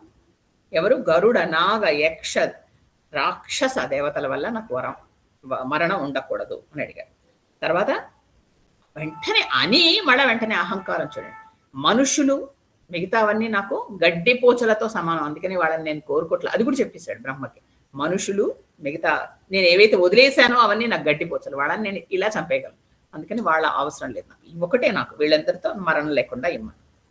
వెంటనే బ్రహ్మ అన్నాడు, నువ్వు చేసిన తపస్సుకి, నీ ఆ చెప్పిన మంత్రాలకి వాటికి నేను కట్టుబడే, బ్రహ్మ అలా కట్టుబడే వస్తాడు కదా ఆ మంత్రాలకి, కాబట్టి నేను నీకు వరం ఇస్తున్నాను, నీకు వేటి వల్ల నీకు మరణం లేదు అని మరణం ఇచ్చి, ఆయన వరం ఇచ్చి వెంటనే అన్నాడు, 9 శిరస్సులు పడేసావు కదా అగ్నిలో, ఆ 9 నీకు నేను మళ్ళా ప్రసాదిస్తున్నాను, నువ్వు మళ్ళా దశకంఠుడు అయిపోతావు అని ఇచ్చాడు. మళ్ళా 10 తల వచ్చాయి. పైగా వరం, ఎంత వరాలు వచ్చాయి, మరి ఎవ్వరూ తనని చంపలేరు, వీళ్ళెవ్వరూ చంపలేరు అని. అది కూడా కాకుండా ఇంకొక వరం కూడా ఇచ్చాడు. అంటే బ్రహ్మకు చాలా సంతోషం వేస్తే అడగకుండా కొన్ని ఇస్తూ ఉంటాడు. అలాగా నీకు కామరూపం కూడా వరంగా ఇస్తున్నాను రా వెళ్ళు అన్నాడు. అంటే ఏంటి, ఏదైనా రూపం ధరించగలడు, ఏదైనా రూపం ధరించి వెళ్ళిపోతూ ఉండగలడు, అది కూడా ఇచ్చాడు బ్రహ్మే. ఇవ్వగానే చాలా సంతోషించి రావణాసురుడు వెళ్ళాడు. అప్పుడు తర్వాత వెంటనే అతని తర్వాత తపస్సు పండింది విభీషణుడికి పండి. విభీషణుడు బ్రహ్మ ప్రత్యక్షమయ్యాడు. ఇతని తపస్సు ఎలా ఉంది, సాత్వికంగా చేశాడు. ఇలా తలలు నరుక్కోవడం, అగ్నిలో వేయడం ఇలా కాదు, చాలా ప్రశాంతంగా చేయాల్సిన పద్ధతిలో తపస్సు చేశాడు. అతనికి కూడా బ్రహ్మ చాలా సంతోషించి ప్రత్యక్షమాడు. ఎంత చక్కగా చక్కగా చేశావు, సన్మార్గంలో ఉన్నావు, నీకేం వరం కావాలో కోరుకో అంటే ఆయన లేచి నిలబడి బ్రహ్మకి స్తుతి చేసి అన్నాడు, నా మనసు ఎప్పుడు ధర్మ మార్గంలో ఉండేలా నాకు ఒక్క వరం ఇవ్వండి అని అడిగాడు. అలాంటి వరసలు ఎవరైనా అడుగుతారండి? ఎంత వింటుంటే మనకే ముచ్చటేస్తుంది, బ్రహ్మకి ఎంత ముచ్చటేస్తుంది కదా. అందులో బ్రహ్మకి నిజానికి ఆయన ఎవరు, ముదిమనవుడు వరస, ముదిమనవుడే వరస ఏంటి, ముదిమనవుడే కదా. అలాంటి వాడు నా మనస్సు ఎప్పుడు ధర్మ మార్గంలో ఉండేలా వరం ఇవ్వండి అన్నాడు. వెంటనే వరం ఇచ్చి, నీకు ఎప్పుడు ధర్మంగానే నువ్వు ఆలోచిస్తావురా నాయన అని చెప్పే అన్నాడు. నీకు నేను ఒక వరం ఇస్తున్నాను, ఏంటంటే తెలుసా నీకు, నువ్వు అమరుడివి, ఎప్పటికీ మరణించవు, చిరంజీవిగా ఉంటావు అన్నాడు. చూడండి, ఎవరైతే నేను చిరంజీవిగా ఉండాలి అని వరం కోరుకున్నాడో వాడికి ఇవ్వలేదు చిరంజీవిగా ఉండడం అవసరం, అలాంటి వరం ఇవ్వలేను అన్నాడు. ఈయన అసలు అడగలే ఆ వరం, అడగకపోయినా నువ్వు చిరంజీవిగా ఉంటావని ఈయనకు వరం ఇచ్చాడు. అంటే ఎక్కడ ఎవరికి ఏది ఇవ్వాలో దేవుడికి తెలుసు కదా, అలా ఇచ్చాడు. ఇచ్చిన తర్వాత ఆయన అక్కడి నుంచి మళ్ళీ వెళ్ళాడు. ఆయనకి ఏ వరగర్వం లేదు, నాకు కావాల్సింది నా మనసు ఎప్పుడు ధర్మంలో ఉంటుంది, నాకు అది చాలా నిలిపాడు. నువ్వు అమరుడివి అదంతా ఆయన ఏం పట్టించుకోలేదు. తర్వాత కుంభకర్ణుడి తపస్సు పండి అప్పుడు ఆయన చెప్పాం కదా, అందరినీ భక్షించి ఆయనకి అలాంటివి. ఆయన ఎలాంటి తపస్సు చేశాడంటే చుట్టూతో అగ్నులు పెట్టుకున్నాడు, అంటే రకరకాల యజ్ఞాలు మంటలు పెట్టుకుని ఆ మంటల మధ్యలో కూర్చొని తను కూడా ఇదైపోతూ అంత భయంకరంగా, అంటే ఏంటంటే శరీరాన్ని తప్పింప చేస్తూ చేశాడు. దానికి కూడా బ్రహ్మ ప్రత్యక్షమయ్యాడు. మరి అయ్యి తీరాలి, ఎందుకంటే ఆ మంత్ర మహిమ వల్ల వస్తాడు. వచ్చి అప్పుడు ఈ అతని వరం ఇవ్వడానికి వెళ్ళిపోతూ ఉంటే దేవతలందరూ పరిగెట్టారట బ్రహ్మ దగ్గరికి. అసలు ముందరే వాడు మహాకాయుడు, అందరినీ తినేస్తున్నాడు, ఇప్పుడు నువ్వు వెళ్ళి ఇంకా కొత్తగా వరం ఇస్తే ఇంకా ఎవరిని బతకనివాడు, మొత్తం ప్రపంచాన్ని భక్షిస్తాడు వాడు, అందుకని దయచేసి వాడికి ఏం వరాలు ఇవ్వకండి మీరు అంటే బ్రహ్మ అన్నాడు. మరి వాడు ఆ మంత్ర బలంతో నన్ను వశం చేసుకున్నాడు, నేను వెళ్ళి వరం ఇవ్వవలసిందే తప్పదు, అందుకని ఏం చేయను అని వెంటనే అప్పుడు సరస్వతీదేవిని స్మరించాడు. సరస్వతీదేవి ప్రత్యక్షమైంది. ఏం చేయమనం, ఏం కావాలి అంటే వెంటనే ఆయన అన్నాడు, ఇలా వాడు వరం అడగబోతున్నాడు కాబట్టి వాడి నాలిక మీద నిలబడి ఆ నాలిక తప్పేలా, మాట తప్పేలా చూడు, లేకపోతే వాడికి నేను వరం ఇవ్వాల్సి వస్తుంది. అప్పుడు దేవతలందరూ సరస్వతీదేవిని ప్రార్థించారు, అమ్మా నువ్వు ఒక్కదానివే మాకు రక్ష, ఎందుకంటే ఇలాంటిది ఇస్తే వీడు లోక కంటకుడు అయిపోయాడు, అసలే లోక కంటకుడు, ఇంకా మమ్మల్ని ఇబ్బంది పెడతాడు అందరినీ, ప్రపంచం అందరినీ, కాబట్టి నువ్వు మమ్మల్ని రక్షించాలి. సరే, తల్లి ఏం చేసింది, అందరినీ కాపాడాలి అనే ఉద్దేశంతో వాడి నాలుక మీద అమ్మవారు నిలబడి అదృశ్యంగా. ఈ లోపల వాడు బ్రహ్మ వెళ్ళి నిలబడేసరికి కుంభకర్ణుడు లేచి నిలబడి వాడు స్తుతి చేశాడు. అతను కూడా విశ్రవసు బ్రహ్మ దగ్గర అన్ని నేర్చుకున్నవాడు, ధర్మాధర్మాలు తెలిసినవాడు, రావణాసురుడితో సమానంగా తెలుసండి ఆయనకి, అన్ని తెలియకపోలేదు, కానీ అతనికి ఇచ్చిన వరం అలా వచ్చింది. వెంటనే అతను అడగడంతో ఎలా అడిగాడంటే, నాకు అనేక సంవత్సరాలు నిద్ర కావాలి అని అడిగాడు. ఎందుకంటే సరస్వతి దేవి అలా పలికిచ్చి నిద్ర కావాలి అని అడిగాడు. అడిగేసరికి వెంటనే తథాస్తు అన్నాడు. దాంతో అతనికి నిద్ర ఎక్కువైపోయింది. అంటే ఏంటంటే 6 నెలలు నిద్రపోవడం, 6 నెలలు మళ్ళా ఉండడం, తర్వాత నిద్రలోంచి బయటికి రావడం, అలాగా ఎప్పుడూ నిద్రపోతూనే ఉండేవాడు. ఆ విధంగా కుంభకర్ణుడి నిద్ర అనేది మనకు ఒక సామెత కింద తయారైంది. అంత మహాకాయుణ్ణి ఆ విధంగా కంట్రోల్ చేయగలిగారు. లేకపోతే అతనే ఆహారం తినడం మొదలెడితే అసలు ప్రపంచంలో ఉన్న ఆహారం అంతా తినేస్తాడు, సరిపోక మనుషుల్ని కూడా తినేయగలడు. కాబట్టి ఆ విధంగా అతన్ని కంట్రోల్ చేయగలిగారు అంతసేపు నిద్రపోవడంతో. అలా వచ్చారు. తర్వాత వాళ్ళకి ఇక 3 వరాలు తీసుకుని బయటకు వచ్చారు. వచ్చిన తర్వాత వెళ్ళి సుమాలిని కలిశాడు రావణాసుడు. కలిసి చెప్పాడు, నాకు ఈ విధంగా వరాలు వచ్చాయి, నేను ఎవరిని నన్ను ఇప్పుడు జయించలేరు, నాకు మానవులేం లెక్కలేదు, మానవులు నేను అడగలేదు, అందుకని మిగతా వాళ్ళందరినీ ఇలా నేను అడిగాను. సుమాలి చాలా సంతోషించాడు. సరే, ఈ లోపల ఆయన వెళ్ళి విశ్రవసో బ్రహ్మని కూడా కలిశాడు. కానీ అహంకారంగా మాట్లాడాడు తండ్రి దగ్గర కూడా. తండ్రికి తెలుసు వీడు ఇంకా ఎలాంటి వాడు పుట్టాడు, కాబట్టి ఆయన ఏం మాట్లాడలేదు. అప్పుడు ఈ లోపల సుమాలి ఏం చేశాడు, సుమాలి మరి రాక్షసరాజు కదా, రాక్షసరాజు ఏం చేశాడు, అతని దగ్గర ఉన్న మంత్రులు ఉన్నారు, 4-5 మంత్రులు, ప్రహస్తుడు, విరూపాక్షుడు, మహోదరుడు, ఇలాంటి వాళ్ళందరూ ఈ సుమాలి మంత్రులు. వాళ్ళు కూడా పాతాళంలో ఉన్నారు ఇంతసేపు. వాళ్ళు కూడా బయటకు వచ్చి వాళ్ళందరూ అన్నారు, ఇంకా రావణాసురుణ్ణి మేము అనుసరిస్తాము అని. అప్పుడే రావణాసురుడికి ఒక సేన మొదలైంది. ఇక కుంభకర్ణుడు, విభీషణుడు, తర్వాత శూర్పణకు కూడా అందరూ అన్నయ్యతోటే ఉండడం మొదలెట్టారు. రావణాసురుడు అన్నాడు, ఇక మనం అందరూ ఉండడానికి ఒక చోటు చూసుకోవాలి, కాబట్టి నాకు ఒక చోటు కావాలి అని అన్నాడు. విని వెంటనే ఎదురుకుండా చెప్పాడు సుమాలి, ముందరి నుంచి వాళ్ళకి లంక మీద కన్నుందిగా, వెళ్ళి నువ్వు లంకను వెళ్ళి ఆడు. అక్కడికి వెళ్ళాడు, లంకకు వెళ్ళాడు రావణాసురుడు. వెళ్ళేసరికి కుబేరుడు ఎదురొచ్చాడు. వచ్చి, తమ్ముడు నువ్వు నాకు తమ్ముడివిరా, నేను నీ కన్నయ్యను కదా, రా లోపలికి రా, చక్కగా మన ఇద్దరం కలిసి హాయిగా ఉందాం, ఇక్కడ అందరం కలిసి ఉందాం, మీరందరూ నాకు తమ్ముళ్ళు చెల్లెలే, కాబట్టి నేనున్న చోట్ల మీరందరూ ఉండొచ్చు, ఇదందరూ మనందరం కలిసి హాయిగా ఉందాము అన్నాడు. ఎంత మంచి ఉద్దేశంతో అన్నాడు. కానీ రావణాసురుడు అలా వినేవాడు కాదు కదా, నువ్వెవరు నాతో పంచుకోవడానికి, ఇది నాది, నాకు నచ్చింది, నేను ఇక్కడే ఉంటాను, నువ్వు వెళ్ళి బయటికి అన్నాడు. అసలు అర్థం కాల ఎందుకు ఇలా మాట్లాడుతున్నాడు అని. వెంటనే కుబేరుడు విశ్రవసో బ్రహ్మ అంటే తండ్రి దగ్గరికి వెళ్ళాడు.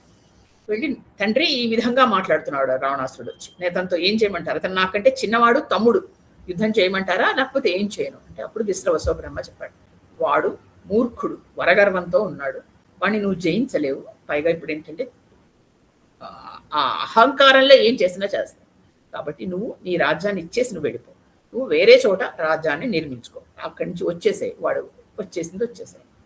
వెంటనే వాడేం చేశాడు రావణాసురుడు, ఈయన పుష్పక విమానం ఎక్కి వెళ్ళిపోతున్నాడు. పుష్పక విమానం ఎవరిచ్చారు, బ్రహ్మ కుబేరుడికి ఇచ్చాడు కదా. ఆ విమానం ఎక్కి వెళ్ళబోతుంటే ఆ విమానం కూడా నాకు కావాలని లాక్కున్నాడు. గుర్తించండి మీరు, ఆయన గెలుచుకోలేదు, లాగేసుకున్నాడు. అది కూడా ఇచ్చేశాడు. ఇచ్చేసి కుబేరుడు అప్పుడు వేరే మళ్ళా విశ్వకర్మతో, ఆయనకు విశ్వకర్మ ఎందుకంటే ఆయన ఒక దిక్కుకి అధిపతి కదా, మరి అందుకని అలకాపురం అనే ఒక్కొక్క అందమైన చోటు ఇంకొక చోట కట్టి కైలాసానికి దగ్గరలో అక్కడ ఈయన కుబేరుడికి ఇస్తే కుబేరుడు తన పరివారంతో అక్కడికి వెళ్ళిపోయాడు. ఆ విధంగా లంకని రావణాసురుడు మొత్తం తీసుకున్నాడు. రావణాసురుడు, కుంభకర్ణుడు, విభీషణుడు, తర్వాత శూర్పణఖ, వీళ్ళందరూ, సుమాలి, వీళ్ళందరూ వెళ్ళి కైకసి అందులో ఉన్నారు. మరి కైకసి దీనికి ఒప్పుకుందా లేదా అనేది మనకు వివరణ ఏమీ లేదు. ఆవిడ ధర్మపదంలో ఉండేది, శివభక్తురాలు, అంతే. ఆ విధంగా వీళ్ళు ఉన్నారు. ఉన్న తర్వాత అప్పుడు వీళ్ళకి వివాహాలు అయ్యాయి ముగ్గురికి. రావణాసురుడికి ఆయన ఇక దిగ్విజయ యాత్ర మొదలెట్టాడు. ఒక్కొక్క దానికి వెళ్ళడం, ఇక ఆయనకి చాలా ఉంది కదా, మరి భారగర్వం ఉంది, బోల్డంత అన్ని గెలవాలనే ఆశ. అందరినీ వెళ్ళి గెలుస్తున్నాడు. చేస్తున్నప్పుడు అక్కడ ఈ రాక్షసుల్లో కూడా అనేక రకాలు ఉంటారు. రాక్షసుడు అంటే ఒకటే కాదు, అందులో దైత్యులు, ఇలాగా రకరకాలు ఉంటారు. రాక్షసులు ఒకళ్ళు, అదొక తెగ, దైత్యులు ఇంకొక తెగ, అట్లా రకరకాలు ఉంటారు.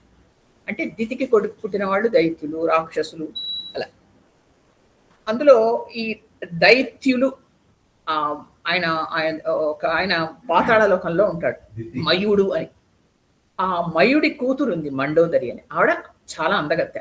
ఆయన ఆ తండ్రి కూతుళ్ళు ఇద్దరు ఒకరోజు బయట తిరుగుతుంటే చూశాడు రావణాసురుడు. చూసి ఆవిడ అందాన్ని చూశాడు, చాలా చాలా అందంగా ఉంది మండోదరి. అప్పుడు వెంటనే ఈయన అడిగాడు, ఈయన చూసి గమనించాడు మా మయుడు చూసి, ఓహో ఈయన విశ్రవసో బ్రహ్మ కొడుకు, అంటే అంత గొప్ప బ్రహ్మ సంతతిన, ఈయనకి నా కూతుర్నిస్తే చాలా సుఖపడుతుంది అని వెంటనే చెప్తే అక్కడికక్కడే పెళ్లి చేసేసుకున్నాడు వెంటనే రావణాసురుడు. అక్కడ అగ్ని ఏర్పరిచి మండోదరిని చేసుకుని ఆవిడని ఇచ్చేశాడు. చేసుకున్న తర్వాత అప్పుడు మయుడు ఆయనకు ఒక శక్తిని బహుమతిగా ఇచ్చాడు. ఒక శక్తి, ప్రత్యేకమైన బ్రహ్మాండమైన శక్తి ఉంటుంది. ఆ శక్తి కూడా అంటే కూతుర్ని పెళ్లి చేసుకున్నాడని ఈయనకు బహుమతిగా ఇచ్చాడు. మయుడి కూతురు మండోదరి, ఆవిడ్ని తీసుకుని వచ్చేసాడు, ఒక దైత్యుడి కూతురు. అలాగా ఆయన తీసుకుని పెళ్లి చేసుకుని వచ్చాడు. వచ్చిన తర్వాత ఏమైంది, ఆయనకున్న బలానికి ప్రపంచం అంతా ఆయన ఏం చెప్తే అది వినడం మొదలెట్టారు. ప్రతి వాళ్ళు ఏది కావాలంటే అది, వెంటనే రాగానే భయపడిపోతున్నారు. ఎందుకంటే గెలవలేరు కదా, ఈసారి నీకు ఏది కావాలో తీసుకో అంటే దాంతో ఆయనకి అహంకారం ఎక్కువ. ఇక నచ్చింది తీసుకోవడం మొదలెట్టాడు. అంటే ఏంటి, అప్పుడు ఎవరింటికైనా వెళ్ళాం, మనకి ఏదో నచ్చితే బాగుందండి అంటాం, నచ్చిందండి ఏం తీసేసుకుని మన చేతిలో పట్టుకొని వచ్చేస్తాం. రావణాసురుడు అలాంటి వాడు. ఎక్కడికైనా వెళ్ళి ఏదైనా నచ్చింది అంటే వెంటనే తెచ్చేసుకుంటాడు. అది కేవలం వస్తువులకి పరిమితమైంది. అంటే ఏంటి, ఇప్పుడు వెళ్ళాడు, పుష్పక విమానం నచ్చింది తెచ్చుకున్నాడు, ఇంకెక్కడికో వెళ్ళాడు, ఇంకేదో చాలా బాగుంది తెచ్చేసుకున్నాడు, ఒకచోట బ్రహ్మాండంగా ఉంది ఏదో నగలు కనిపించే తెచ్చేశాడు. తరువాత ఏమైంది, ఆడవాళ్ళని తేవడం మొదలెట్టాడు. ఆడవాళ్ళని తేవడం, పెళ్లి కాని వాళ్ళని తెచ్చి వివాహం చేసుకోవడం ఒక పద్ధతి, కానీ ఈయన పరస్త్రీలను తెచ్చేవాడు. అంటే ఏంటి, ఇంకొకరి భార్య అని. అది ఈయనలో ఉండే భయంకర వ్యసనం. ఇదే ఈయన కులనాశనానికి కారణమైంది. అంటే ఏంటి, ఇంకొకరి భార్య అందంగా ఉంటే కూడా వెళ్ళి తెచ్చేసుకునేవాడు. అది చాలా తప్పు కదండి. ఆవిడకి పెళ్ళయింది, ఇంకొకరితో ఉంది అనేది గమనించేవాడు కాదు. నచ్చింది కదా నాకు, వెంటనే వచ్చేసి ఎంత పెళ్లి చేసుకోవడం, ఆవిడ బలవంతంగా లాక్కొని వచ్చాడు. ఆవిడ మనస్సును అర్థం చేసుకో, అంటే ఆవిడ పతివ్రత ఏంటచ్చుగా, ఆవిడకి ఇష్టాలు ఉంటాయి. అసలు అదేంటది, ఇంకొకరి సొత్తు ఆవిడ, నాకు నచ్చింది వచ్చాడు. అలా తయారయ్యి చాలా భయంకరంగా చేయడం మొదలెట్టిన తర్వాత ఎంతో మంది ఆడవాళ్ళని ఎన్నో లోకాల నుంచి తెచ్చి తన అంతఃపురంలో పడేస్తుండేవాడు. అలాగా పుష్పక విమానం ఎక్కి తిరుగుతూ ఆకాశంలోంచి చూస్తూ ఉండేవాడు. ఎవరైనా నచ్చితే దిగడం, వాడు ఇష్టం వచ్చింది చేయడం.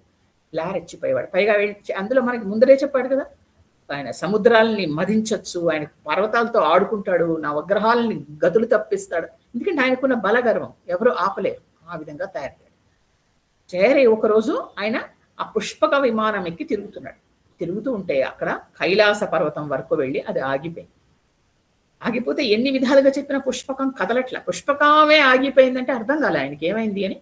అక్కడ దిగడానికి ఎక్కడి నుంచి బయటికి వచ్చాడు. వస్తే అక్కడ నందీశ్వరుడు ఉన్నాడు.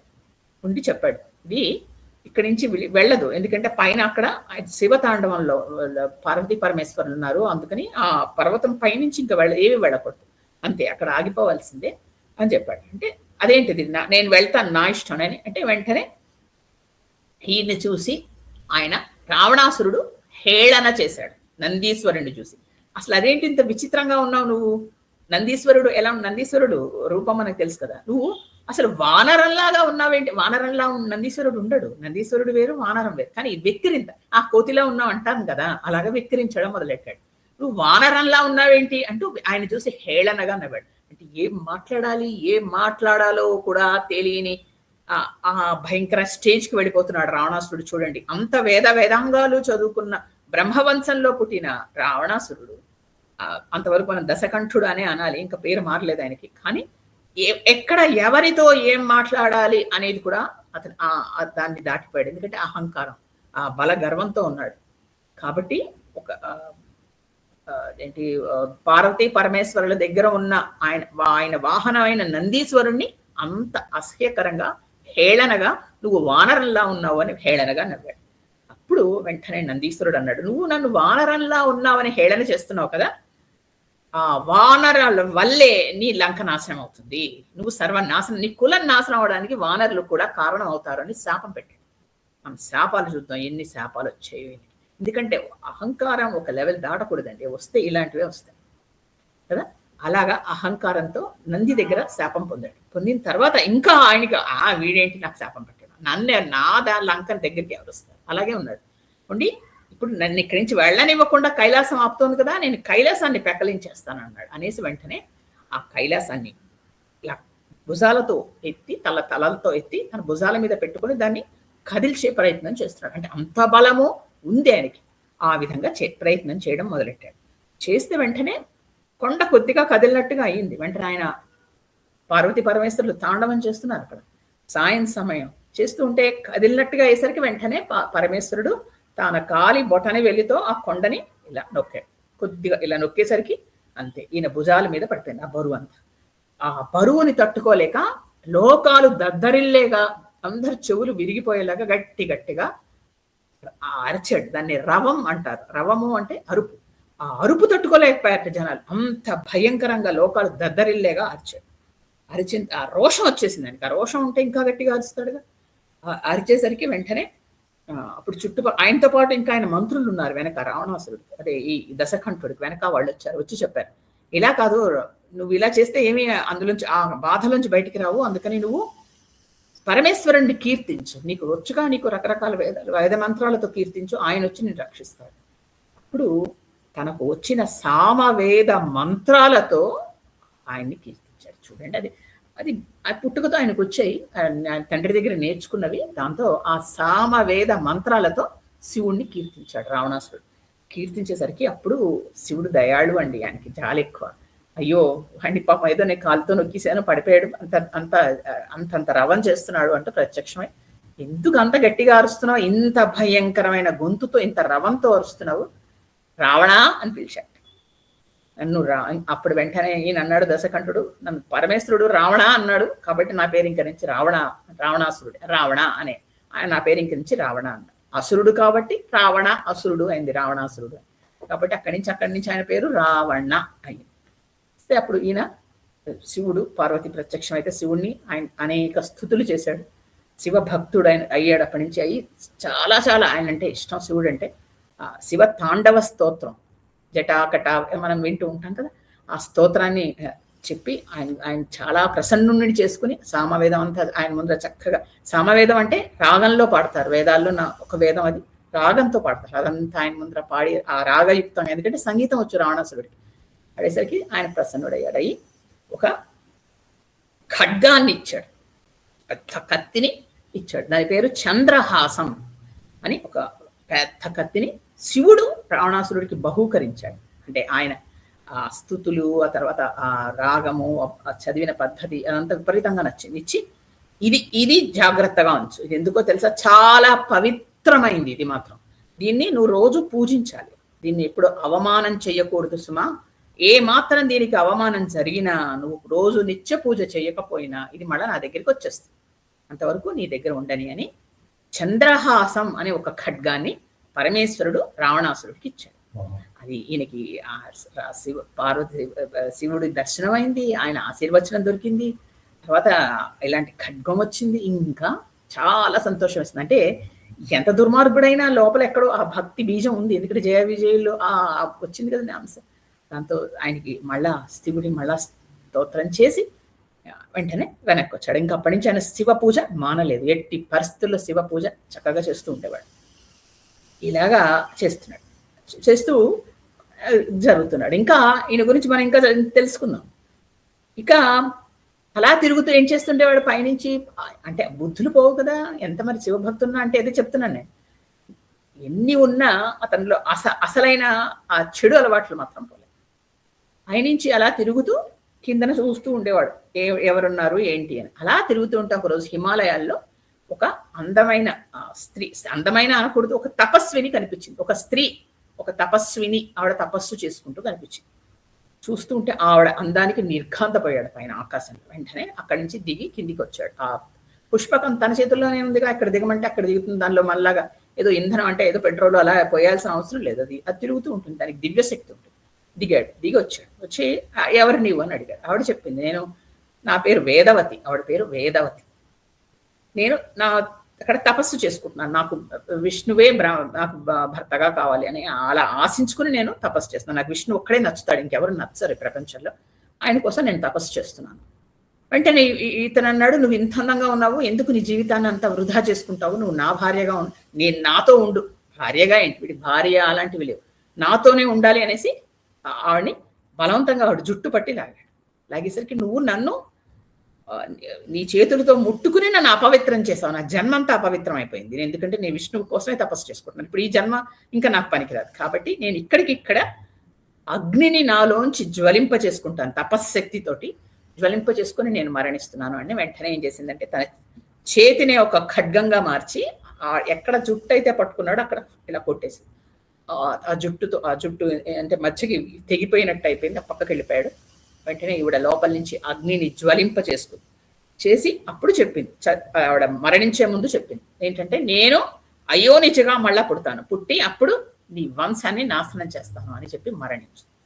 ఐ థింక్ మొన్న శైలజ గారు అడిగినట్టున్నారు ప్రశ్న, రావణుడికి కూతురుగా పుడుతుందా సీత? కూతురుగా కాదండి, ఇదే నేను మళ్ళా చెక్ చేశాను, అందుకని మళ్ళా మొత్తం అంతా జరిగితే ఇక్కడ అరణ్యకాండలో లేదు, తర్వాత ఇంకొక చోట ఏంటంటే ఒక చోట ఈయనకి ఆవిడ ఏమవుతుందంటే ఇక్కడ ఈ విధంగా దగ్ధమైపోయి మరణించి ఇంకొక చోట అయోనిజగా పుడుతుంది, ఒక చోట ఒక పాపగా, అది రావణాసురుడి కంటే పడుతుంది, ఆ చిన్న పాప పుట్టిన తర్వాత, అంటే ఆయన కూతురు కాదు, అయోనిజగా ఎక్కడో పుడుతుంది, పుడితే ఈయన కంట పడితే ఈయన ఆ పాపని తన లంకకి తీసుకురావడానికి ప్రయత్నిస్తాడు, లంకకి తీసుకొని వస్తే అప్పుడు జ్యోతిష్కులు చూసి చెప్తారు, ఈ అమ్మాయి మన లంకకి నాశనం చేస్తుంది, ఇలాంటి అమ్మాయి ఇక్కడ ఉండడం పనికిరాదు అని. వెంటనే అప్పుడు నీ చావు తప్పదు ఈవిడి వల్ల అనేసరికి వెంటనే భయపడి ఏం చేస్తాడంటే ఈ పాపని సముద్రంలో పడేయండి అంటాడు.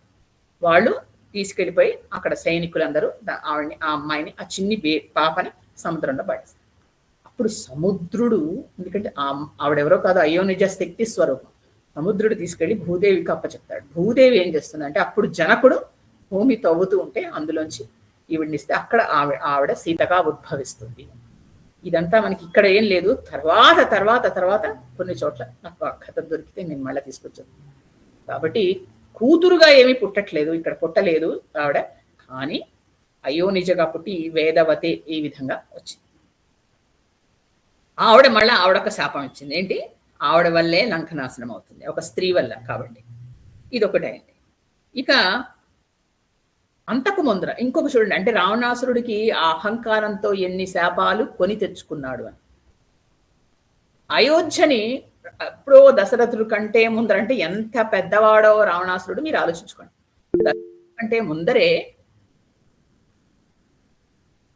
దశరథుడి కంటే ముందర అనరణ్యుడు అని ఒక రాజుగారు ఉండేవాడు. ఆ రాజుగారు పరిపాలిస్తూ ఉండేవాడు, అంటే ఎప్పుడో, అంటే రాముడి వంశంలోనే ఎప్పుడు పరిపాలిస్తుంటే ఆయన యుద్ధం చేసి ఓడించాడు. అంటే అయోధ్య వరకు ఎందుకో వెళ్ళాడు ఈ రావణాసురుడు, అక్కడ యుద్ధం చేశాడు. ఇప్పుడు ఓడించి రఘువంశాన్ని హేళన చేశాడు. ఈ పిచ్చి వంశం ఏంటి గొప్ప అనుకుంటున్నావు, మా వంశం చూడంటూ ఆ రఘువంశాన్ని హేళన చేస్తే అప్పుడు యుద్ధంలో ఓడిపోయిన అనరణ్యుడు శాపం పెట్టాడు, ఏంటంటే నువ్వు రఘువంశాన్ని కదా హేళన చేస్తున్నావు, మా వంశంలో పుట్టినవాడే నిన్ను చంపుతాడు, రఘువంశంలో పుట్టినవాడే నీ ప్రాణాలు తీస్తాడు అని ఆ రోజు అనరణ్యుడు అన్నాడు. అనరణ్యుడు అంటే ఎక్కడో దశరథుడి కంటే ఎక్కడో ముందరవాడు. అక్కడ ఇంకొక శాపం చూడండి, శాపాలు లెక్క పెట్టండి, ఒకటి ఎన్ని తెచ్చుకుంటున్నాడు అహంకారం. అంటే నోటి దాన్ని చూసారా, ఎంత మాట పడితే అంటే ఆ నోటిలోంచి ఏ మాట అనకూడదు అనొచ్చు అని ఆలోచించడం ఉండదండి, టక అనడం. ఆ నోటి మాటలు కంట్రోల్ లేకుండా అనడం వల్ల ఇంత భయంకరమైన బాధలు కొని తెచ్చుకుంటున్నాడు. ఎంత అసహ్యకరమైన మాటలు ఇలా మాట్లాడుతున్నాడు. వెళ్ళి ప్రతి వాళ్ళని ఏదో ఒకటి అనడం, వెక్కిరించడం, లేకపోతే నందీశ్వరుని అనడం ఏంటి, నువ్వు అనరంలా ఉన్నావు, నువ్వు కోతిలా ఉన్నావు అంటే తప్పు కదా. మళ్ళీ ఈ వీళ్ళ దగ్గరికి వెళ్ళి వీళ్ళని ఓడించాడు, అంతవరకు తన ప్రతాపం చూపించాడు. నీ రఘువంశాన్ని ఎందుకు తిట్టడం, దాంతో ఇక్కడ శాపం పడుతున్నాడు. సరే, తర్వాత మనం ఇందాక చెప్పుకున్నాం, నివాత కవచులు వాళ్ళతో యుద్ధం చేశాడు, వాళ్ళతో గెలవలేకపోయాడు. అందరినీ గెలవాలని ఏం లేదు, అప్పుడు వాళ్ళతో మైత్రి చేసుకున్నాడు. ఆ మైత్రి చేసుకున్న నివాత కవచులని అర్జునుడు జయించాడు చూడండి తర్వాత యుగంలో. ఓకే, తర్వాత కాలకేయులు అని ఉంటారు, వాళ్ళని చంపేశాడు. అంటే మళ్ళా కొంతమందిని చంపాడు, కొంతమందిని గెలుచుకున్నాడు. ఈ శూర్పణఖ ఆయన చెల్లెలే. తర్వాత ఆ శూర్పణఖకి వీళ్ళు చెప్పారు, రాక్షసులు, దైత్యులు, ఇలా రకరకాల తెగలు ఉంటాయి రాక్షసులలో. అలాంటి వాళ్ళలో విద్యుత్ జిహుడు అని ఒక ఆయన ఉన్నాడు. ఈ దైత్యులలో వీరుడే అతన్ని శూర్పణఖకి ఇచ్చి పెళ్లి చేసేసాడు. అంతే ఏం లేదు. వాళ్ళు వీళ్ళు ఫ్రెండ్స్ అవ్వాలని అంతే. అంతే ఎక్కువ దుర్యోధనుడు ఆలోచన లాంటిది. అంతేగాని వాళ్ళు గొప్పవాడిని గమనించడం కాదు. ఓహో! ఇలా ఇచ్చి మనం కనుక సంబంధం కలుపుకుంటే వాళ్ళు కూడా మనకి బావుంటారు. అంతే. అంతే ఆలోచన. ఆ విధంగా చేశాడు. చేస్తూ తర్వాత అక్కడి నుంచి వస్తూ అనేక మంది స్త్రీలున్నారక్కడ. అందరూ వివాహితులు మోస్ట్‌లీ. వాళ్ళందరినీ అందంగా ఉన్నారని బంధించి తెచ్చేసాడు. అందంగా ఉన్నారని వివాహితులైన స్త్రీలు తెస్తే అప్పుడు ఆ స్త్రీలందరూ కలిసి శాపం పెట్టారు. మమ్మల్ని ఇంత క్షోభ పెడుతున్నావు, మా భర్తల నుంచి వేరు చేస్తున్నావు, నీకు స్త్రీ వల్లే మరణం ప్రాప్తిస్తుంది అని వాళ్ళు కూడా శాపం పెట్టేశారు. చూడండి శాపాలు ఎలా పెరుగుతూ వస్తున్నాయో రావణాసురుడికి. అదైంది. ఆ తర్వాత ఒకరోజు ఇలాగే పుష్పకం ఎక్కి ఇదొకటి తయారైంది వీడికి. ఏంటంటే వీడికున్న దురలవాట్లకి ఈ పుష్పక విమానం తోడైంది. అది ఎక్కి ఒకరోజు తిరుగుతూ ఉంటే ఒక అందమైన స్త్రీ రాత్రిపూట చక్కగా ముస్తాబై అక్కడి నుంచి ఆకాశం నుంచి కిందికి దిగుతూ కనిపించింది. ఆవిడెవరో కాదు, రంభ ఊర్వశి మేనక అంటాం కదా, ఆవిడ రంభ చాలా చక్కగా ముస్తాబై అక్కడి నుంచి దిగి వస్తుంది. ఆవిడ చూసి ఆ అందం చూసి ఆశ్చర్యపడి ఎంత అందంగా ఉందో అని వెళ్ళి ఆవిడ చేయి పట్టేసుకున్నాడు. మరి అంతేగా, ఏదైనా అందంగా ఉంటే వదలడు కదా రావణాసురుడు. చెయ్యి పట్టుకునేసరికి ఆవిడ చెయ్యి విడిపించుకుని చెప్పింది, మీరెవరో గుర్తించాను, మీరు ఇలా ఫలానా లంకేశ్వరుడు, నేను మీ అన్నయ్య అయిన కుబేరుడు కొడుకున్నాడు నల కుబేరుడు అని, ఆ నల కుబేరుడు భార్యని, నలకూబరుడు అంటారు, నలకూబరుడు భార్యని నేను. అంటే మీకు అన్నయ్య కోడలంటే మీకు కూడా కోడలు వరుస కదా. ఇప్పుడు రావణాసురుడికి అన్నయ్య కుబేరుడు కొడుకు నలకూబరుడికి భార్య ఆవిడ రంభ. కాబట్టి నన్ను మీరు మోహించకూడదు, ఎందుకంటే నేను మీకు కోడలి వరుస అవుతాను. కాబట్టి నన్ను మీరు దయచేసి వదిలేయండి, మీరు నాకు మామగారు అంటే నమస్కారం చేస్తాను.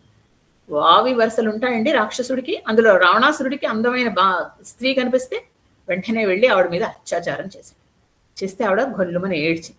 ఇప్పుడు నలకూబరుడు అక్కడికి వచ్చాడు. నలకూబరుడు చాలా చాలా తపస్సంపన్నుడు. చూసి వెంటనే ఆవిడకి శాపం పెట్టాడు రావణాసురుడికి. నీకు ఇష్టమైన వాడిని ఇష్టం వచ్చిన వాళ్ళకి ఇష్టమైతే నీకేం పర్వాలేదు, ఇష్టం లేని ఆడదాని నువ్వు జోలికి వెళ్ళావా ఇంక నుంచి నీ తల 7 ముక్కలు అవుతుంది అని శాపం పెట్టాడు. వివాహిత అయిన స్త్రీ, ఆవిడకి ఇష్టం లేదు, వెళ్ళి ఆవిడ మీద అత్యాచారం చేస్తావా నువ్వు, కాబట్టి నీకు దీనికంటే ఇంకేం దొరకలేదా, కాబట్టి నీకు ఇష్టం లేని స్త్రీ దగ్గరికి వెళ్ళి ఆవిడ కనుక నువ్వు అత్యాచారం చేస్తే నీ తల ఇక్కడికి 7 ముక్కలు అవుతుందని శాపం పెట్టేశాడు నలకూబరుడు. అప్పటి నుంచి రావణాసురుడు కొద్దిగా భయపడ్డాడు. ఎందుకంటే ఇది ప్రాణానికి చేటు కదా, ఇది అప్పటి నుంచి కాస్త భయపడ్డాడు. అలాగా అంటే అంత దుర్మార్గత్వం చేసి అన్ని శాపాలు కొని తెచ్చుకున్నాడు. ఇలా జరుగుతున్నప్పుడు, ఇలా ఇతను విహరిస్తూ అన్ని లోకాలు తిరుగుతున్నప్పుడు అనుకోకుండా లంక మీదకి ఒక యుద్ధం జరిగింది. దేవదానవుల యుద్ధం జరిగింది. మళ్ళా దేవతలు అంటే రావణాసురుడు లేని సమయం అంతా చూసి వాళ్ళు యుద్ధానికి వచ్చారు.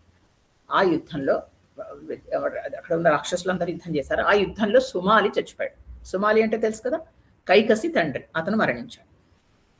అంటే ఇలా అంటే జరిగిన ఈవెంట్స్ అని చెప్తున్నాను. అలా మళ్ళీ ఈ లోపల రావణాసురుడు వెళ్ళాడు, మళ్ళీ దేవతలు పారద్రోడు వెళ్ళాడు, కానీ ఈ లోపల సుమాలి మాత్రం మరణించాడు.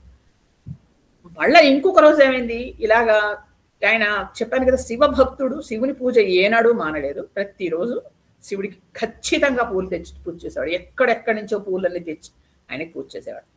అలాగే ఒకరోజు శివుణ్ణి ఆయన పూజ చేస్తున్నాడు. చేస్తూ ఉంటే ఏమైంది, అనుకోకుండా అంటే సముద్రం ఒడ్డున వెళ్ళి సైకతలింగాలు పెట్టి కూడా పూజ చేసేవాడు. ఆయన పెద్ద లింగాన్ని అక్కడ ఏర్పరచుకొని అనేక పువ్వులు తెచ్చి ఆ రోజు శివుడికి పూజ చేసుకుంటున్నాడు.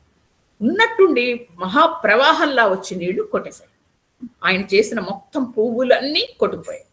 అర్థం కాలేదు రావణాసురుడికి, ఏమైంది, ఎందుకు ఇలా నేను పూజ చేస్తూ ఉంటే శివుడికి ఎందుకు ఇలా పువ్వులన్నీ కొట్టుకెళ్ళిపోతున్నాయి అని చూశాడు. చూసి అక్కడి నుంచి ఏదో నది వచ్చి కలుస్తోంది అందులో, ఆ సముద్రంలో. ఏమైంది అని అటువైపు వెళ్ళాడు. వెళ్ళేసరికి అక్కడ కార్తవీర్యార్జునుడు అని ఉన్నాడు. ఆయనకి 1000 చేతులు ఉంటాయి.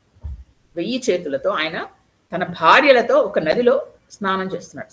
చేస్తూ ఆ 1000 చేతులని చాపి ఆ నది ప్రవాహాన్ని ఆయన దాన్ని కంట్రోల్ చేస్తున్నాడు. అంటే నీళ్ళు ఇలా వెళ్తున్నాయి అనుకోండి, ఇలా పైనుంచి వస్తుంటే నీళ్ళు ఇలా 1000 చేతులు పెడితే ఏమిటుంటాయి, 2 వైపులా పెట్టేశాడు అనుకోండి, 2 నీళ్ళన్నీ ఆగిపోయాయి. అంటే నేను చూసావా నదిని నేను ఈ విధంగా నిర్బంధించగలను అంటూ భార్యలకు చెప్పి వాళ్ళతో నవ్వుతూ తుళ్ళుతూ అలా చేస్తున్నాడు. అని ఒక్కసారి వదిలేసరికి ఏంటవుతుంది, ఇలా డ్యామ్లా నిలబడ్డాడు. మళ్ళీ తీసేసరికి ఒక్కసారి అన్ని నీళ్ళు వెళ్ళాయి. దాంతో అక్కడ ఆయన పువ్వులు కొట్టుకుపోయాయి. వచ్చి అది చూసి కార్తవీర్యార్జునుడి మీదకి యుద్ధానికి వచ్చాడు. వస్తే వెంటనే అప్పుడు ఏం చేశాడో తెలుసా అంటే, కార్తవీర్యార్జునుడు అంటే ఆయనకి అసలు ఆయన బలానికి చాలా గొప్పవాడు. ఆ కార్తవీర్యార్జునుడు ఈ రావణాసురుణ్ణి ఓడించి తీసుకెళ్లి ఇలా పట్టుకున్నాడు, 1000 చేతులతో ఇలా పట్టుకుని తీసుకెళ్లి చెరసాలలో పెట్టేశాడు. పెట్టేసరికి అప్పుడు అక్కడికి విశ్రవసు బ్రహ్మ పులశ్చుడు వచ్చాడు. పులశ్చుడు విశ్రవసు కూడా కాదు, పులశ్చ బ్రహ్మ వచ్చాడు. ఎందుకంటే తన కొడుకు మనవణ్ణి ఈ విధంగా పెట్టేశారు. వచ్చి కార్తవీర్యార్జునుడు వెంటనే ఆయన లేచి నిలబడి ఆయనకి నమస్కారం పెట్టి, అయ్యో మీరు వచ్చారా పులశ్చ బ్రహ్మతో సమానం మీరు, దానికి కార్తవీర్యార్జునుడు తక్కువ వాడు ఇంకా. ఆయన చూసి నమస్కారం చేస్తే అప్పుడు అన్నాడు, అక్కడ నా మనవడు, వాడిని వదిలేసాయి, వాడు ఏదో తెలియక తప్పు చేశాడు, వాడిని వదిలేసాయి. సరే అని అప్పుడు కార్తవీర్యార్జునుడు నవ్వేసి, నేనేం చేయలేదు, నా మీదకి యుద్ధానికి వస్తే వాడిని చెరసాల్లో పెట్టాను, తీసుకెళ్ళిపోండి అని వదిలేశాను. అక్కడి నుంచి సిగ్గుతో బయటకు వచ్చాడు. కానీ మళ్ళా ఎన్ని రోజుల సిగ్గు అలాంటివి నిలబడలేదు, మళ్ళా యథా ప్రకారం చేస్తూనే ఉన్నాడు యథేచ్ఛగా. అంటే ఒకసారి ఓడిపోయాను అయితే ఏంటిట, మళ్ళీ ఇంకొకరితో గెలుస్తా. అలాంటి అసహ్యకరమైన బుద్ధి అనమాట రావణాసురుడిది. ఆయన బుద్ధి తెలియాలి. రాముడితో మనం ఎదురు నిలబడే ముందర రాముడు ఎలాంటి వాడో ఇంతసేపు చదువుకుంటూ వచ్చాను, రావణాసురుడు ఎలాంటి వాడో కూడా తెలియాలి కదా. మనకి ఏదో కొన్ని సినిమాల్లో రావణాసురుడు మంచివాడు అని చూపించి అలాంటి వెళ్ళకూడదు. ఆయనలో ఉంటే మంచి చెడు రెండు చెప్పుకుంటూ వస్తున్నాం. ఆ తర్వాత ఇంకొక రోజు వెళ్ళిపోతూ ఉంటే వాలితో యుద్ధం అయింది. దీనికి వాలి సుగ్రీవుడు ముందర వస్తుంది మన కిష్కింద కాండలు. ఆ వాలితో యుద్ధమైంది. వాలి బుద్ధి రావణాసురుడి బుద్ధి ఒకటి. ఏంటంటే ఏదో ఎవరితో యుద్ధం చేయాలి, ఎప్పుడు ఎవరిని ఇచ్చేయాలి, ఎవరిని బాధ పెట్టాలి, ఇలాంటి బుద్ధులే ఉంటాయి. ఇద్దరికి బలవంతులు కదా. అలాగా వాలితో యుద్ధం చేస్తే మరి వాలి వానరుడు, ఆ వానరుడి చేతిలో ఈయన ఓడిపోయాడు. ఓడిపోయిన తర్వాత అప్పుడు ఆయన గొప్పతనాన్ని గుర్తించాడు రావణాసురుడు. మొట్టమొదటిసారి ఒకళ్ళ గొప్పతనాన్ని గుర్తించాడు. కార్తవీర్యార్జునుడి తర్వాత ఈయనే ఓడిపోయాడు జీవితంలో. ఓడిపోయిన తర్వాత అప్పుడు వాళ్ళిద్దరూ స్నేహితులయ్యారు, వాలి రావణాసురుడు. పైగా ఇద్దరు అనుకున్నారు, మనకి ఏదైనా మంచిది ఏదైనా కనిపిస్తే ఇంక నుంచి మన ఇద్దరం కలిసి సుఖించాలి, ఇద్దరం కలిసి దాన్ని బాగా ఎంజాయ్ చేయాలి. అది ఒక ఒప్పందం వాళ్ళిద్దరికి స్నేహితులుగా. చూసారా ఎలా అంత అంటే దుర్మార్గులు ఇద్దరు ఒకటయ్యారు. ఆ విధంగా వాలి తర్వాత రావణాసురుడు ఒప్పందం చేసుకుని మళ్ళీ ఎవరి రాజ్యాలకు వాళ్ళు వెళ్ళిపోయారు. ఇవి ఇంతవరకు జరిగినాయి. అంటే కొన్ని మంచి కొంత చెడు రావణాసురుడు గురించి చెప్పుకుంటూ వస్తున్నాం. ఇంకొకసారి ఏమైంది, దైత్యులతో ఇంకొకసారి యుద్ధం అయింది దీనికి. అంటే చెప్పాను కదా, వాళ్ళలో ఒక తెగ రాక్షసులు. ఆ తెగలో ఆ యుద్ధం అవుతూ ఉంటే అందులో విద్యుజ్జిహుడు కూడా వచ్చాడు. అంటే ఎవరు, ఈయన బావమరిదే, అంటే చెల్లెలు మొగుడే. విద్యుజ్జిహుడు అంటే శూర్పణఖ మొగుడు, వాడు వచ్చాడు. వచ్చి యుద్ధం చేస్తుంటే వాళ్ళతో యుద్ధం చేస్తూ ఈ విద్యుజ్జిహుడిని కూడా చంపేశాడు రావణాసురుడు. తెలియక చంపాడా, కావలసి చంపాడా అనేది తెలియదు, చంపేశాడు. చంపేస్తే ఆ శూర్పణఖ వచ్చి గొల్లుమని ఏడ్చింది. నన్ను విధం చేసావు, నన్ను ఏం చేయమంటావు, ఇప్పుడు నా మొగుడిని నువ్వే పెళ్లి చేసేసావు, నువ్వే వాడిని చంపేశావు, ఇప్పుడు నా జీవితం ఏంటి. ఇప్పుడు ఏం చెప్పాడంటే, సరే నేను అలా ఏం చేయను అంటే, వాళ్ళకి ఏం వివర్స నీతి విచక్షణ అని ఏమైనా ఉన్నాయేంటండి శూర్పణఖకి. అప్పుడు చెప్పాడు, ఓ పని చేయి, నువ్వు ఇక్కడ ఖరదూషణుల్ని జనస్థానం ఇచ్చాను వాళ్ళకి, నేను ఒక రాజ్యం ఇచ్చి అక్కడ ఉన్నాను. కరుడు దూషణుడు వాళ్ళు మన కజిన్స్, వీళ్ళకి కజిన్సే వాళ్ళు. కాబట్టి నువ్వు అక్కడ వెళ్ళి స్వేచ్ఛగా విహరించు, నీకు ఎవరితో కావాలంటే వాళ్ళతో హాయిగా ఉండు, వెళ్ళు అని పంపించాడు. అందుకని అక్కడ ఏం చేస్తుంది ఆ శూర్పణఖ, స్వేచ్ఛగా విహరిస్తూ దాని కంటికి ఎవరు అందంగా కనిపిస్తే వాడితో తిరుగుతూ. అదనమాట, అది వాళ్ళ అన్నయ్య ఇచ్చాడు కాబట్టి అలా చేస్తుంది. ఆ విధంగా రాముడిని చూసి రాముడు వెంబడపడి ఇది అందుకని శూర్పణఖని ఈ విధంగా చేశాడు. ఇన్ని ఇక్కడ జరుగుతున్నా విభీషణుడిలో మార్పు లేదండి. సత్వగుణంలో మార్పు ఉండదు, ఎప్పుడు అలాగే నిలబడుతుంది. భగవంతుడి మీద భక్తి ధర్మం, ఆ ధర్మంతోనే నిలబడ్డాడు విభీషణుడు. కుంభకర్ణుడు ఇప్పుడు నిద్రపోతూనే ఉంటున్నాడు. ఎందుకంటే ఆయనకు సరిపడా ఒక ప్రత్యేకమైన మందిరం కట్టించాడు రావణాసురుడు. ఎందుకంటే ఆ మహాకాయం అయింది, అక్కడ ఆయనకి సరిపడా భోజనం అది పంపిస్తుండేవాడు. సమయం చూసుకుని ఎప్పుడు లేస్తాడని దానికి ఆయన తినడం, అందులో పడుకుంటూ ఉండడం. తర్వాత వాళ్ళిద్దరికి కూడా పెళ్లిళ్ళు అయిపోయాయి. ఇలా ఉన్నారు వీళ్ళు. ఇక మళ్ళా మన కథలోకి వద్దాం. వచ్చే ముందర ఇప్పుడు మనం కొద్దిగా డిఫరెన్సెస్ చూద్దాం రాముడికి రావణాసురుడికి. ఎందుకంటే మనం చెప్తున్నాం కదా, ఇంకా రాముడి గురించి రాముడి వరకు వెళ్ళబోతుంటే రావణాసురుడిని ఎలా పంపిస్తాం, మన దగ్గరికి మనం ఉన్నాం రాముడి దగ్గర. ఎదురుకుండా రావణాసురుడు వస్తే ఆయన ఏంటో తెలియాలిగా మనకి. తేజస్సు, ఎందుకంటే బ్రహ్మ తేజస్సు ఉంది, ఆయన పుట్టుక అలాంటిది, ఆయన చదువుకున్న విజ్ఞానం అదంతా, ఆయన అంత విజ్ఞానం కాబట్టి అన్ని తలలు అంటారు, అంత ఉంది, అన్ని కళలు వచ్చు, అంత భక్తి ఉంది. ఆ విధంగా రావణాసురుడికి ఎక్కడ లోటు లేదు. కాబట్టి అంత తేజస్సు ఉంటుంది. తర్వాత మన సుందరకాండలో వస్తుంది, హనుమంతుడు అంతటి వాడే చూసి ఓ బా ఎంత తేజస్సు అంటూ మెచ్చుకుంటాడు రావణాసురుడిని. రాముడే అన్నట్టు అబ్బా ఎంత తేజస్సు ఈ రావణాసురుడిలో. కాబట్టి అంత తేజస్సు ఉండడం కాదండి, ఆ తేజస్సు మనలో ఉంటే మన వల్ల ఇంకొకళ్ళకి హితం జరుగుతుందా, సమాజానికి ఏమన్నా మనం మంచి చేస్తున్నావా అని చూడండి. మన అందరిలో దేవుడు ఏదో ఒకటి ఒక మంచి పెడతాడు. ఆ మంచి ఎంతవరకు మనం ఇంకొకళ్ళకి చేస్తున్నాం. కానీ ఇక్కడ రావణాసురుడు ఆ తేజస్సుని, ఆ మంచి, ఆ దేవుడు ఇచ్చిన గొప్పదాన్ని ఏం చేసుకున్నాడు? కేవలం తనకి ఏది కావాలంటే అది తీసుకోవడం, ఎంజాయ్ చేయడం, ఏది కావాలంటే అది చేయడం, దాన్ని అనుభవించడం, ఇంతలోనే ఉన్నాడు. కానీ సమాజానికి హితం ఏమైనా చేశాడా? లేదు. కాబట్టి ఈ విధంగా అతను తన చెడును తనే తెచ్చుకున్నాడు. ఇక్కడ రాముడి తేజస్సు ఎలా ఉంది? రాముడు క్షత్రియుడిగా పుట్టాడు. ఆయన కూడా విద్యాగుణ సంపన్నుడే, అస్త్రశస్త్రాలు తెచ్చుకున్నాడు, అన్ని తెచ్చుకున్నాడు, గొప్ప తపశక్తి సంపాదించుకున్నాడు. 4 ఏళ్ళ అడవిలో తెచ్చుకుని ఏం చేస్తున్నాడు? సమాజానికి శ్రేయస్సు, ఋషులందరినీ కాపాడతానని వరం ఇచ్చాడు, దాన్ని చేస్తున్నాడు. సమాజానికి శ్రేయస్సు, ఇంకా తేజస్సు పెరుగుతుంది, వీడి తేజస్సు క్షీణిస్తుంది. చూసారా మీరు? అందులో ఉండే తేజస్సు సమాజానికి మన హితవు చేస్తే పెరుగుతూ ఉంటుందండి. వాళ్ళని మనం నాది నాది నాది అని లాక్కుంటూ ఉంటే క్షీణించిపోతూ ఉంటుంది. అది అందుకు భగవంతుడే అలా చేశాడు. అది అందుకని మనం గమనించాలి. రాముడు ఏం చేస్తాడు? తన తమ్ముళ్ళ కోసం ఏమైనా చేసేస్తాడు కదా. భరతుడు వస్తే ఓకే రాజ్యం నువ్వు తీసేసుకుంటాడు. లక్ష్మణ నీకు కావాలా రాజ్యం, నేను నీకు ఇప్పించేస్తాను దా అంటాడు. ఆయనకి ఏమీ లేదు, అలాంటి మొహం లేదు. నేను ఏదొచ్చినా నా తమ్ముడితో సమానంగా అంతా అనుభవిస్తాను అంటాడు. అంత ప్రేమ. రావణాసురుడు తన పని, తన స్వార్థం కోసం తమ్ముళ్ళని ఏమైనా చేసేస్తాడు. ఎదురు తిరిగితే తమ్ముళ్ళైనా చంపేస్తాడు. విభీషణుడు వెళ్ళకొట్టలేదు, ఎక్కడ ఆగడు. అంటే తమ్ముళ్ళు అలాంటి వావివరసలు ఏవి లేవు, నాది నాకు కావాల్సి అది అనమాట. అంటే ఇద్దరికి తేడా చెప్తున్నాను నేను.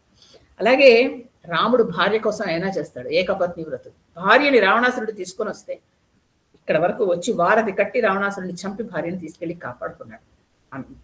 అంత ప్రాణం, ఆయనకి ప్రాణం భార్య అంటే. రావణాసురుడు ఎంతమందినైనా చేసుకుంటాడు. ఆయన బహుపత్ని వ్రతుడు, ఎంతో మందిని పెళ్లి చేసుకుంది మండోదరని, మిగతా వాళ్ళందరినీ అంతే సంగతి అది. అందుకని రాముడు ధర్మం కోసం జీవిస్తాడు. ధర్మం వేదాల్లో ఏం చెప్తే నేను అదే పాటిస్తాను, వేదాలు ఏం చెప్తే అదే. అందుకని ఆ రాముడిని ధర్మం రక్షిస్తూ ఉంటుంది ఎప్పుడు. రావణాసురుడు ఆయనకి ధర్మం తెలీదా? అన్ని ధర్మాలు తెలుసు, అన్ని వేదాలు చదువుకున్నాడు. కానీ తనని తాను సమర్థించుకుంటూ ఉంటాడు. వేద ధర్మాన్ని కూడా తన వైపు తిప్పేస్తాడు. అంటే ఏంటంటే లేదు నేను చేస్తోంది, నేను సరైనదే చేస్తున్నాను అంటాడు. అంతేగాని వేదాల్లో చెప్పింది ఆయనకి అక్కర్లేదు, దాని ప్రకారం నడుచుకోడు. ఏం చేస్తుంది ధర్మం, నన్నేం చేస్తుంది వేదం అంటాడు. అందుకే ఏమైంది చివరికి? వేదమే రాముడి రూపంలో వచ్చి రావణాసురుడిని చంపింది. ధర్మం ఊరుకోదండి. మనం అధర్మం చేస్తూ ఉన్నప్పుడు గమనిస్తూ ఉంటుంది ధర్మం, ఏదో రూపంలో వచ్చి మనల్ని శిక్షిస్తుంది. ఆ విధంగా చేశాడు. జ్ఞానఖలుడు అంటారు. ఎప్పుడు దుర్మార్గుడికి కనుక తెలివితేటలు ఉంటే వాడు ప్రపంచానికి చాలా అంటే చెడు చేస్తాడు. నిజానికి దుర్మార్గుడికి తెలివితేటలు లేవనుకోండి, వాడు ఏం చేయలేడు. ఇక్కడ రావణాసురుడు దుర్మార్గుడు, తెలివితేటలు ఉన్నవాడు. కాబట్టి వీడిని జ్ఞానఖలుడు అంటారు. వీడిలో అందుకనే వీడు చివరికి అన్ని కష్టాలు పడ్డాడు. తర్వాత వర్ణన చూడండి, మనకి చెప్పినప్పుడు రావణాసురుడిని వర్ణిస్తారు. ఇప్పుడు శూర్పణకు వస్తే రావణాసురుడు ఒక పర్వతంలాగా కూర్చున్నాడు, అక్కడ సభ తీరాడు, వాడి ఒంటి మీద ఇన్ని రకాల నగలున్నాయి, ఇన్ని పుష్పమాలికలు వేసుకున్నాడు, వాడి పళ్ళ వరస ఇలా మెరుస్తోంది, వాడి కిరీటం అని ఎంతసేపు ఇవి వర్ణిస్తారు తప్ప వాడి గుణగణాలని వర్ణించడానికి ఏమీ లేవు. అలాగే హనుమంతుడు లంకలోకి ప్రవేశిస్తే లంక ఎలా ఉంది, అది స్వర్ణ లంక, మెరిసిపోతోంది, ఇక్కడ ఈ బంగారం ఉంది, ఇక్కడ ఇంత వెండి ఉంది, ఇక్కడ రోడ్ల మీద పోసి వజ్రాలు అమ్ముతున్నారు అంటారు. కానీ ఇక్కడ ప్రజలు ఎలాంటి వాళ్ళు ఎంత నీతి ఉంది అంటారు. యథా రాజా తథా ప్రజ. అదే మీరు అయోధ్యకి వెళ్ళి మనం మొట్టమొదటి రోజు బాలకాండలో వర్ణన చేసినప్పుడు అయోధ్య అనేది అక్కడ మీకు అక్కడ ఊరికనే ఇంత భవంతులు అన్నారు, కానీ ప్రజలు ఎంత మంచి వాళ్ళకి ఎన్ని తెలుసు అంటూ అలా చెప్పారు. కాబట్టి ఎలాగా ఇక్కడ ఏది అనేది మనం ఆయన మామూలుగా వర్ణించుకుంటూ వెళ్ళిపోతూ ఉంటారు వాల్మీకి, కానీ మనం అందులో లోపలికి వెళ్ళి గ్రహిస్తూ ఉండాలి. ఓహో ఇది ఇలాగా. ఇది మనకి ఈ రావణాసురుడు గురించి ఇంత అంటే కొంచెం వెనకాతల ముందర ఆయన గురించి వాటి గురించి చెప్పుకున్నాం. ఎందుకంటే మనకి ఇవి తెలియకపోతే ఆయన గురించి తెలియదు. సకల శాస్త్రాలు చదివేవాడు, గొప్పవాడు, కానీ దుర్మార్గుడు. తండ్రి దగ్గర శిక్షణ తీసుకున్నాడు, బ్రహ్మగారి ముది మనవడు, తల్లి దగ్గర శివభక్తి, బ్రహ్మ వరాలు, శివుని మెప్పు, దేవతలని గెలిచాడు, సముద్రాలను కదిపేశాడు, పర్వతాలతో ఆడుకున్నాడు. కానీ యజ్ఞాలు పాడు చేశాడు, మంచి వారిని భయపెట్టాడు, స్త్రీలను చెరపట్టాడు, ముల్లోకాలు జయించాడు, అంతులేని సంపద సంపాదించాడు. సంపాదించడం కాదు, లాక్కున్నాడు. స్వర్ణ లంక, కామ గమనం, కామ రూపం, అన్ని కళలు వచ్చు, సంగీతంలో దిట్ట, వేదాలలో దిట్ట, రాజనీతి దురంధరుడు, కానీ కుటిల ఆలోచనలు. దీంతో తను నాశనం అవడం కాకుండా తన కులాన్ని, తన దేశాన్ని, తన వంశాన్ని నాశనం చేసేశాడు. వంశాంకురంగుని కూడా నాశనం చేసి పడేశాడు. ఇది రావణాసురుడి బుద్ధి, ఆయనకున్న శాపాలు, ఆయనకున్న వరాలు, ఆయన గురించి. ఇప్పుడు మన కథలోకి రావడానికి టైం లేదు. కథ మళ్ళా మనం వచ్చే వారం చెప్పుకుందాం. ఏంటి శూర్పణఖ వచ్చింది, ఏం చెప్పింది అనేది చెప్పుకుందాం. ఎందుకంటే ఇది చాలా చాలా ముఖ్యమైనది. ఇప్పుడు మీకు రావణాసురుడి గురించి ఒక విహంగ వీక్షణ, మొత్తం రావణాసురుడి గురించి మీకు తెలుసు. కాబట్టి ఒక రాముడు ముందర ఒక రావణాసురుడు నిలబడగలడా? అంత తెలివితేటలు ఎందుకు? ఇంత కష్టపడి రాముడు ఇంత తపశక్తితో ఇన్ని దివ్యాస్త్రాలతో ఈయన మీదకి వచ్చాడంటే ఈయన దగ్గర అన్ని దివ్యాస్త్రాలు ఉన్నాయి. ఎన్ని సంపాదించుకున్నాడు చూడండి. చంద్రహాసం శివుడి దగ్గర తీసుకున్నాడు, దివ్యాస్త్రాలు ఉన్నాయి, అన్నీ ఉండి సిద్ధంగా ఉన్నాడు ఈయన. రాముడు ఇంకా రావణాసురుడి మీద ఆయనకేం లేదు వైరం. అందుకని శూర్పణఖ అనే ఒక క్యారెక్టర్ ఎంటర్ అయ్యి వీళ్ళిద్దరి మీద వైరం పుట్టించి వీళ్ళిద్దరిని కలపడానికి చూస్తోంది. ఎందుకంటే అసలు ఆయనకి ఎలాంటి ప్లాన్ ఏం లేదు రాముడికి.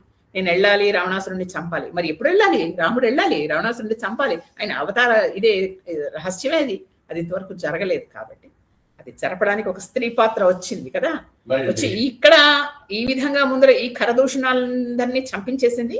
ఇప్పుడు రావణాసురుణ్ణి చంపించడానికి లంకలోకి ప్రవేశిస్తోంది శూర్పణఖ.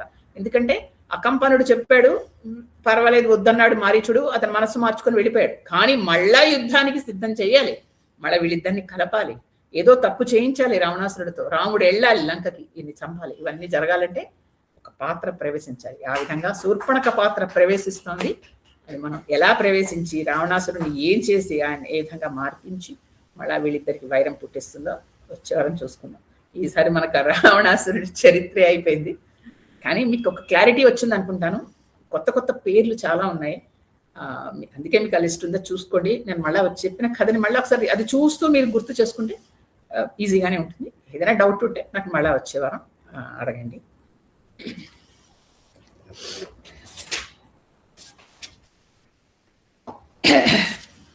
ఎత్ర ఎత్ర రఘునాథ కీర్తనం తత్ర తత్ర కృతమస్తకాంజలిం భాష్పవారి పరిపూర్ణలోచనం మారుతిం నమత రాక్షసాంతకం. శ్రీరామ జయ రామ జయ జయ రామ, శ్రీరామ జయ రామ జయ జయ రామ, శ్రీరామ జయ రామ జయ జయ రామ. జై శ్రీరామ్. స్వస్తి. అమ్మా చెప్పనా? రాయగలిగావా? చెప్పు. ఈ లాస్ట్ లో అమ్మా ఇక్కడ ఫ్లైట్ రివ్యూస్ జరుగుతున్నాయి బాగా, అంటే జెట్ ఫ్లైట్స్ వెళ్తున్నాయి, పెద్ద సౌండ్స్ అయ్యి వచ్చి నాకు కొంచెం వినిపించలేదు. లాస్ట్ పేర విన్నాను కానీ ఇంకేమి రాయలేదమ్మా. అక్కడి వరకు చెప్పు. రావణుడి దగ్గరికి అకంపనుడు వచ్చి మొత్తం జనస్థానంలో జరిగిందంతా చెప్పాడు. రావణుడు మారీచుడి దగ్గరికి వెళ్లి విషయాలన్నీ వివరించాడు. నీకు ఈ సలహా చెప్పింది నీ శత్రువు అయి ఉంటాడు. అతను నరసింహం లాంటి వాడు. నిద్రిస్తున్న సింహం జోలికి వెళ్లకు, రాముణ్ణి కవ్వించుకు, రాముడి జోలికి వెళ్లకు, పాతాళ బిళం లాంటి వాడు, ఊబిలోకి వెళ్ళిపోతావని అనేక విధాల హెచ్చరించాడు. రావణుడు ఊరట చెంది లంకకు వెళ్ళిపోయాడు. ఇప్పుడు మనం రావణుడి గురించి తెలుసుకుందాం. చతుర్ముఖ బ్రహ్మగారి మానసపుత్రుడు పులస్త్యుడు మహర్షి. ఆయన నుంచి వచ్చిన వాడు విశ్రవసువు. ఆయన వేదాంగాలు తండ్రి దగ్గర నేర్చుకున్నాడు. భరద్వాజుడు ఈయన గురించి తెలిసి ఆయన కూతురైన దేవవర్ణిని తెచ్చి వివాహం చేశాడు. వారికి కొడుకు పుట్టాడు. ఆయనే కుబేరుడు. బ్రహ్మ కోసం తపస్సు చేశాడు. ఆయన ప్రత్యక్షమై నిన్ను నేను లోకపాలకుడుగా నియమిస్తున్నానన్నాడు. యముడు, ఇంద్రుడు, వర్ణుడు 3 దిక్కులకి అధిపతులు. నేను 4వ దిక్కుకి అధిపతిగా చేస్తున్నానన్నాడు. ప్రపంచంలో ఉన్న ధనానికి అధ్యక్షుడిగా ఉంటావని కూడా అన్నాడు. ఒక పుష్పక విమానాన్ని కూడా ఇస్తున్నానని, ఏ వరం అడగకపోయినా ఈ వరాలన్నీ ఇచ్చాడు బ్రహ్మ. కుబేరుడు విశ్వవసుకి నమస్కరించి, నాకు ఈ వరాలు వచ్చాయి, నేను నివసించడానికి ఒక భవనం కావాలి అంటే సువర్ణ లంక వెళ్ళి అక్కడ ఉండమని చెప్పాడు.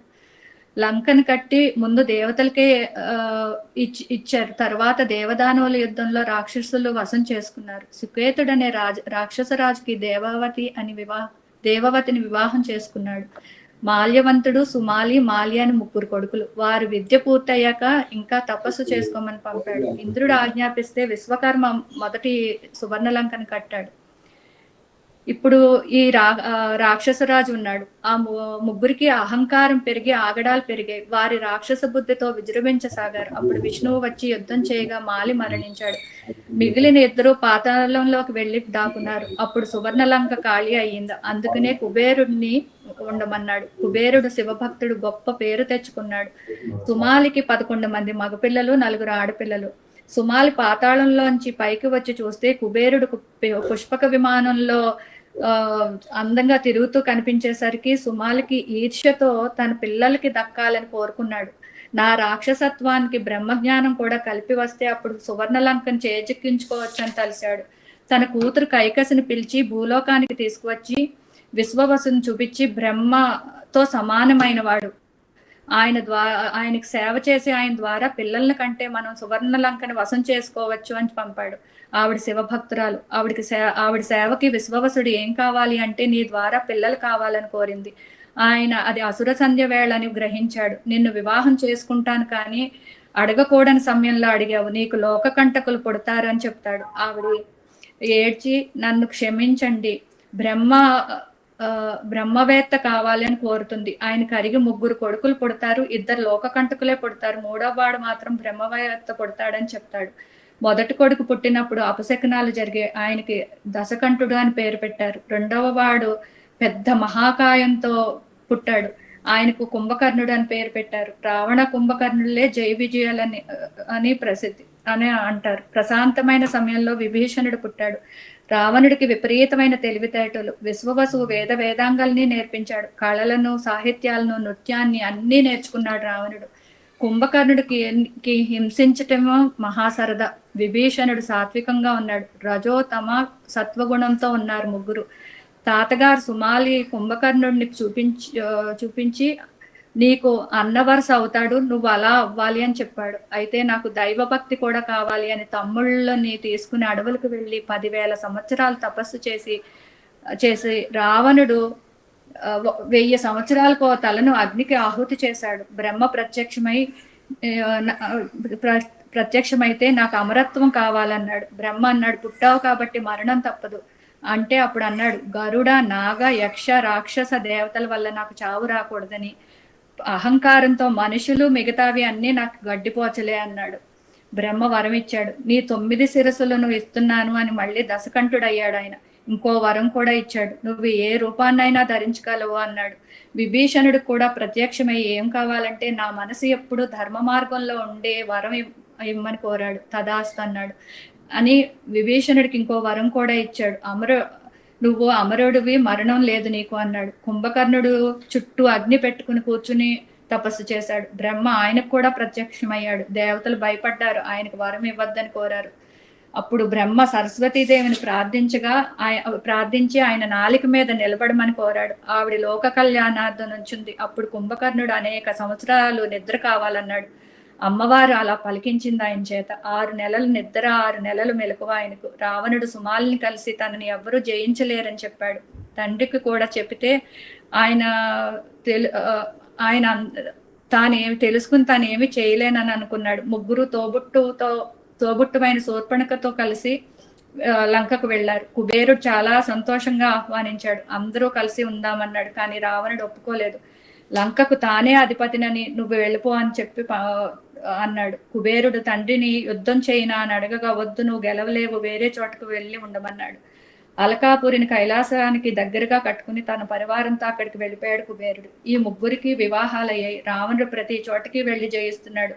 మయుడు కూతురు చాలా అందగత్తె. ఆవిడే మండోదరి. ఆవిడని చూసి మోహించి పెళ్లి చేసుకున్నాడు. మయుడు అల్లుడికి బహుమతిగా శక్తిని ప్రసాదించాడు. రావణుడు ఏది నచ్చితే దాన్ని తీసేసుకునేవాడు. వస్తువులనే కాదు, పర స్త్రీలను కూడా తెచ్చేసుకునేవాడు. అదే ఆయన పతనానికి నాంది అయ్యింది. ఎంతమంది ఆడవాళ్ళని ఎన్నో లోకాల నుంచి లంకకు తెచ్చేశాడు. నవగ్రహాల్ని, ప్రకృతిని శాసించేవాడు. ఒకసారి పుష్పక విమానంలో కైలాసం నుంచి వెళ్తుంటే నంది ఆపాడు. నువ్వెవరు నన్ను ఆపటానికి అని నందీశ్వరుడిని రూపాన్ని అసహ్యంగా వానరులా ఉన్నావని అవహేళన చేశాడు. దానితో నందీశ్వరుడి కోపం వచ్చి, నువ్వు నన్ను ఏ వానరుల్లా ఉన్నావని హేళన చేశావో ఆ వానరుల వల్లే నువ్వు పతనం అవుతావన్నాడు. కైలాసాన్ని పెకిలించేస్తానని కైలాసాన్ని పెకిలించి తన భుజం మీద పెట్టుకునే ప్రయత్నం చేయగా శివుడు బొటనవేలుతో నొక్కాడు. లోకాలు దద్దరిల్లేలా బాధతో అరిచాడు రావణుడు. పరమేశ్వరుడిని సామవేద మంత్రాలతో కీర్తించగా శివుడు దయతో రావణ అని పిలిచాడు. అక్కడి నుంచి ఆయన పేరు రావణ అయింది. అసురుడు కాబట్టి రావణాసురుడు అయ్యాడు. శివపార్వతులకి అనేక స్తుతులు చేసి ప్రసన్నం చేసుకున్నాడు.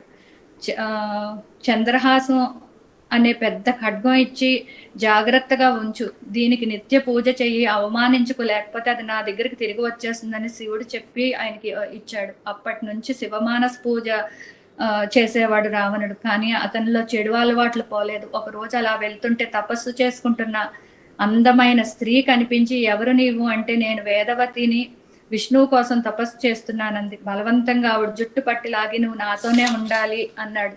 నన్ను ముట్టుకుని నా జన్మ వ్యర్థం చేశావని తన జుట్టులోనే అక్కడి వరకు ఖండించి అగ్నిని సృష్టించుకుని రావణుడితో అంది, నేను అయోనిజిగా పుట్టి నీ వంశాన్ని నాశనం చేస్తాను అని చెప్పి అగ్నిలో ఆహుతవుతుంది. అనేక మంది వివాహితులైన స్త్రీలను తెచ్చినప్పుడు వారు స్త్రీ వల్లే నీ పతనం అని శపిస్తారు. ఒక అందమైన స్త్రీ ముస్తాబై వస్తుంటే ఆవిడ చేయి పట్టేసుకుని, ఆవిడే రంభ, నేను మీ అన్న కుబేరుడు కోడల్ని, నలకూబరుడు భార్యను, మీ కోడలను అని నమస్కరిస్తే అయినా అత్యాచారం చేస్తే ఆవిడ ఏడుస్తుంది.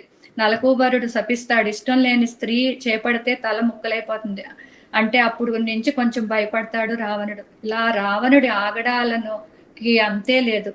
రావణుడు గురించి మనం తెలుసుకుంటే, బ్రహ్మ తేజస్సు రావణుడికి. హనుమంతుడంతటి వాడే ఆ తేజస్సుని మెచ్చుకున్నాడు.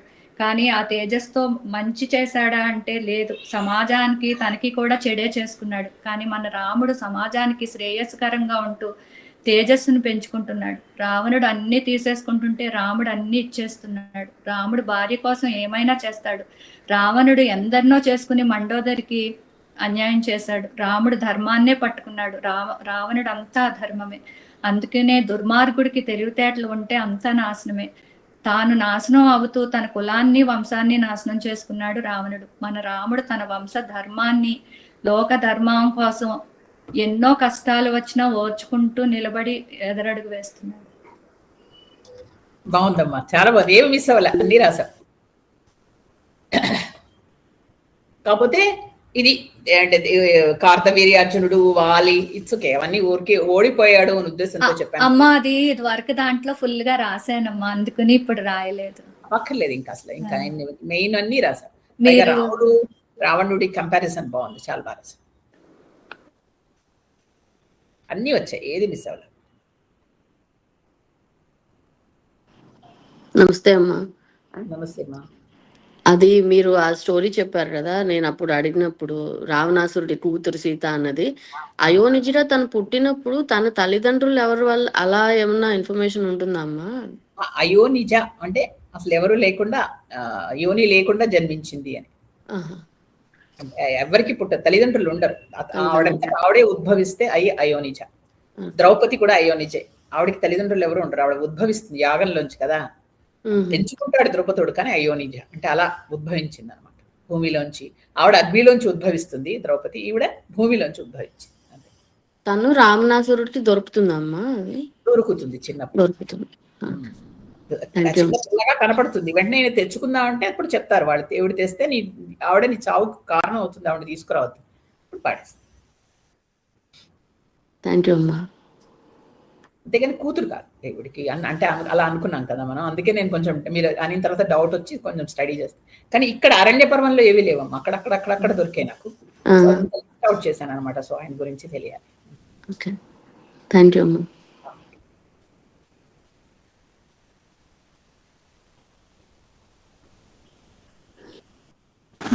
గురువుగారు చాలా చెప్పారు కదా, చాలా బాగుందమ్మా. అలాగే. భగవంతుడు సర్వాంతర్యామి, భగవంతుడు సర్వాంతర్యామి ఎక్కడ ఉన్నా ఉంటారంటే గ్లాసు పంచదార స్పూన్ తెమ్మని అది కలిపి తాగితే ఒక్కొక్క బొట్టు వెళ్తూ ఉంటే ఆ తీయదనంలోనే ఆయన ఉన్నారు భగవంతుడు. తర్వాత అలాగే మనకి ఒక గాయకుడు గానంలోని, ఒక పువ్వుల అందంలోని, ఒక పక్షి గానంలోని, ఇలాగ ఒక శ్రామికుడి కష్టంలోని, పిల్లల నవ్వులోని, ఎక్కడ చూస్తే అక్కడ మన అంటే అందులో నాకు కనిపించింది ఏంటంటే ఒక మంచి గుణం కనిపించినప్పుడు ఎదుటి వాడిని అప్రిషియేట్ చేయాలి మనం. అందులోనే భగవంతుడు ఉన్నాడు, అందులో దేవుణ్ణి చూడాలి అని నాకు అర్థమైందమ్మా. నెక్స్ట్ ఇంకోటి ఏంటంటే, ఇంకోటి బాగా నచ్చింది నాకు ఈరోజు. విభీషణుడికి బ్రహ్మ వస్తాడు కదా, తపస్సు చేస్తుండగా బ్రహ్మ వచ్చి వరాలను ఇస్తా ఉంటారు. ఏం వరం కావాలి అంటే, నా మనసు ఎప్పుడు ధర్మ మార్గంలోనే పయనించేటట్టు చూడు తండ్రి అని చెప్తాడు కదా, అది నాకు బాగా నచ్చింది. థ్యాంక్ యూ అమ్మా, చాలా బాగుంది. మళ్ళా కథ రాసే లక్ష్మి, మళ్ళీ పేర్లు పెట్టాలి. అలాగే అమ్మా, థ్యాంక్ యూ అమ్మా, మీ వల్లే, మాదేం లేదు. మీరు ఆ భగవంతుడు మీరు నడిపిస్తున్నారంటే, లేకపోతే మాకు ఏం తెలియదు అసలు. థ్యాంక్ యూ, ధన్యవాదాలు.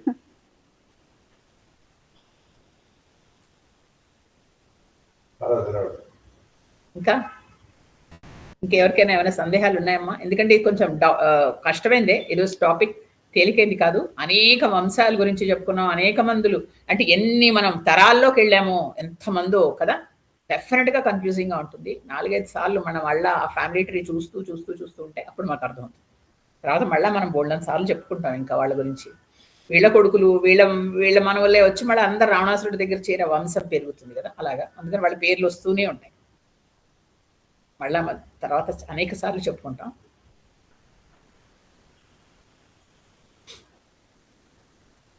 ఎవరికైనా ఏమైనా మాట్లాడాలమ్మా? జయ శ్రీరామమ్మ. నేను ఎప్పుడో చదివినటువంటి రవీంద్రనాథ్ ఠాగూర్ తాలూకా పోయట్రీ గుర్తొచ్చేటట్టు చేశారు ఈరోజు మీరు నాకు. అతను చెప్తారన్నమాట, God not in the darkness of the temple but the sweat of the worker who tills the soil అని చెప్తారన్నమాట. So it rank well in my mind. Thank you so much. You have really driven all your ideas home. So thank you. Jai Shri Ram. ఈరోజు వాటిల్లో మీరు మళ్ళా ఇట్లా notes రాసుకున్న వాళ్ళందరూ ఒకసారి చూసుకోండి. ఇది మీ రామాయణంలో అంత డీటెయిల్గా ఏమీ రాయక్కర్లేదు, ఎందుకంటే చాలా కష్టం ఇదంతా రాయడం. కాబట్టి ఇదంతా మీ రామాయణంలో అక్కర్లేదు, మీకు అర్థం అవడం కోసం చెప్పాను. మన కథ మళ్ళీ మనకి వచ్చే వారం కంటిన్యూ అవుతుంది. లాస్ట్ వారం ఆగింది, ఈ వారం ఓన్లీ మన రావణాసురుడు వంశవృక్షం చెప్పుకున్నాం అంతే. కాబట్టి ఇంత డీటెయిల్గా మీరు రాసుకోక్కర్లా, ఊరికే మీకు తెలియాలని చెప్పి. వచ్చే వారం కలిసి ఈ శూర్పణఖ ఎలా మళ్ళా మన ఈ రామాయణాన్ని పొడిగిస్తోంది చూద్దాం. స్వస్తి.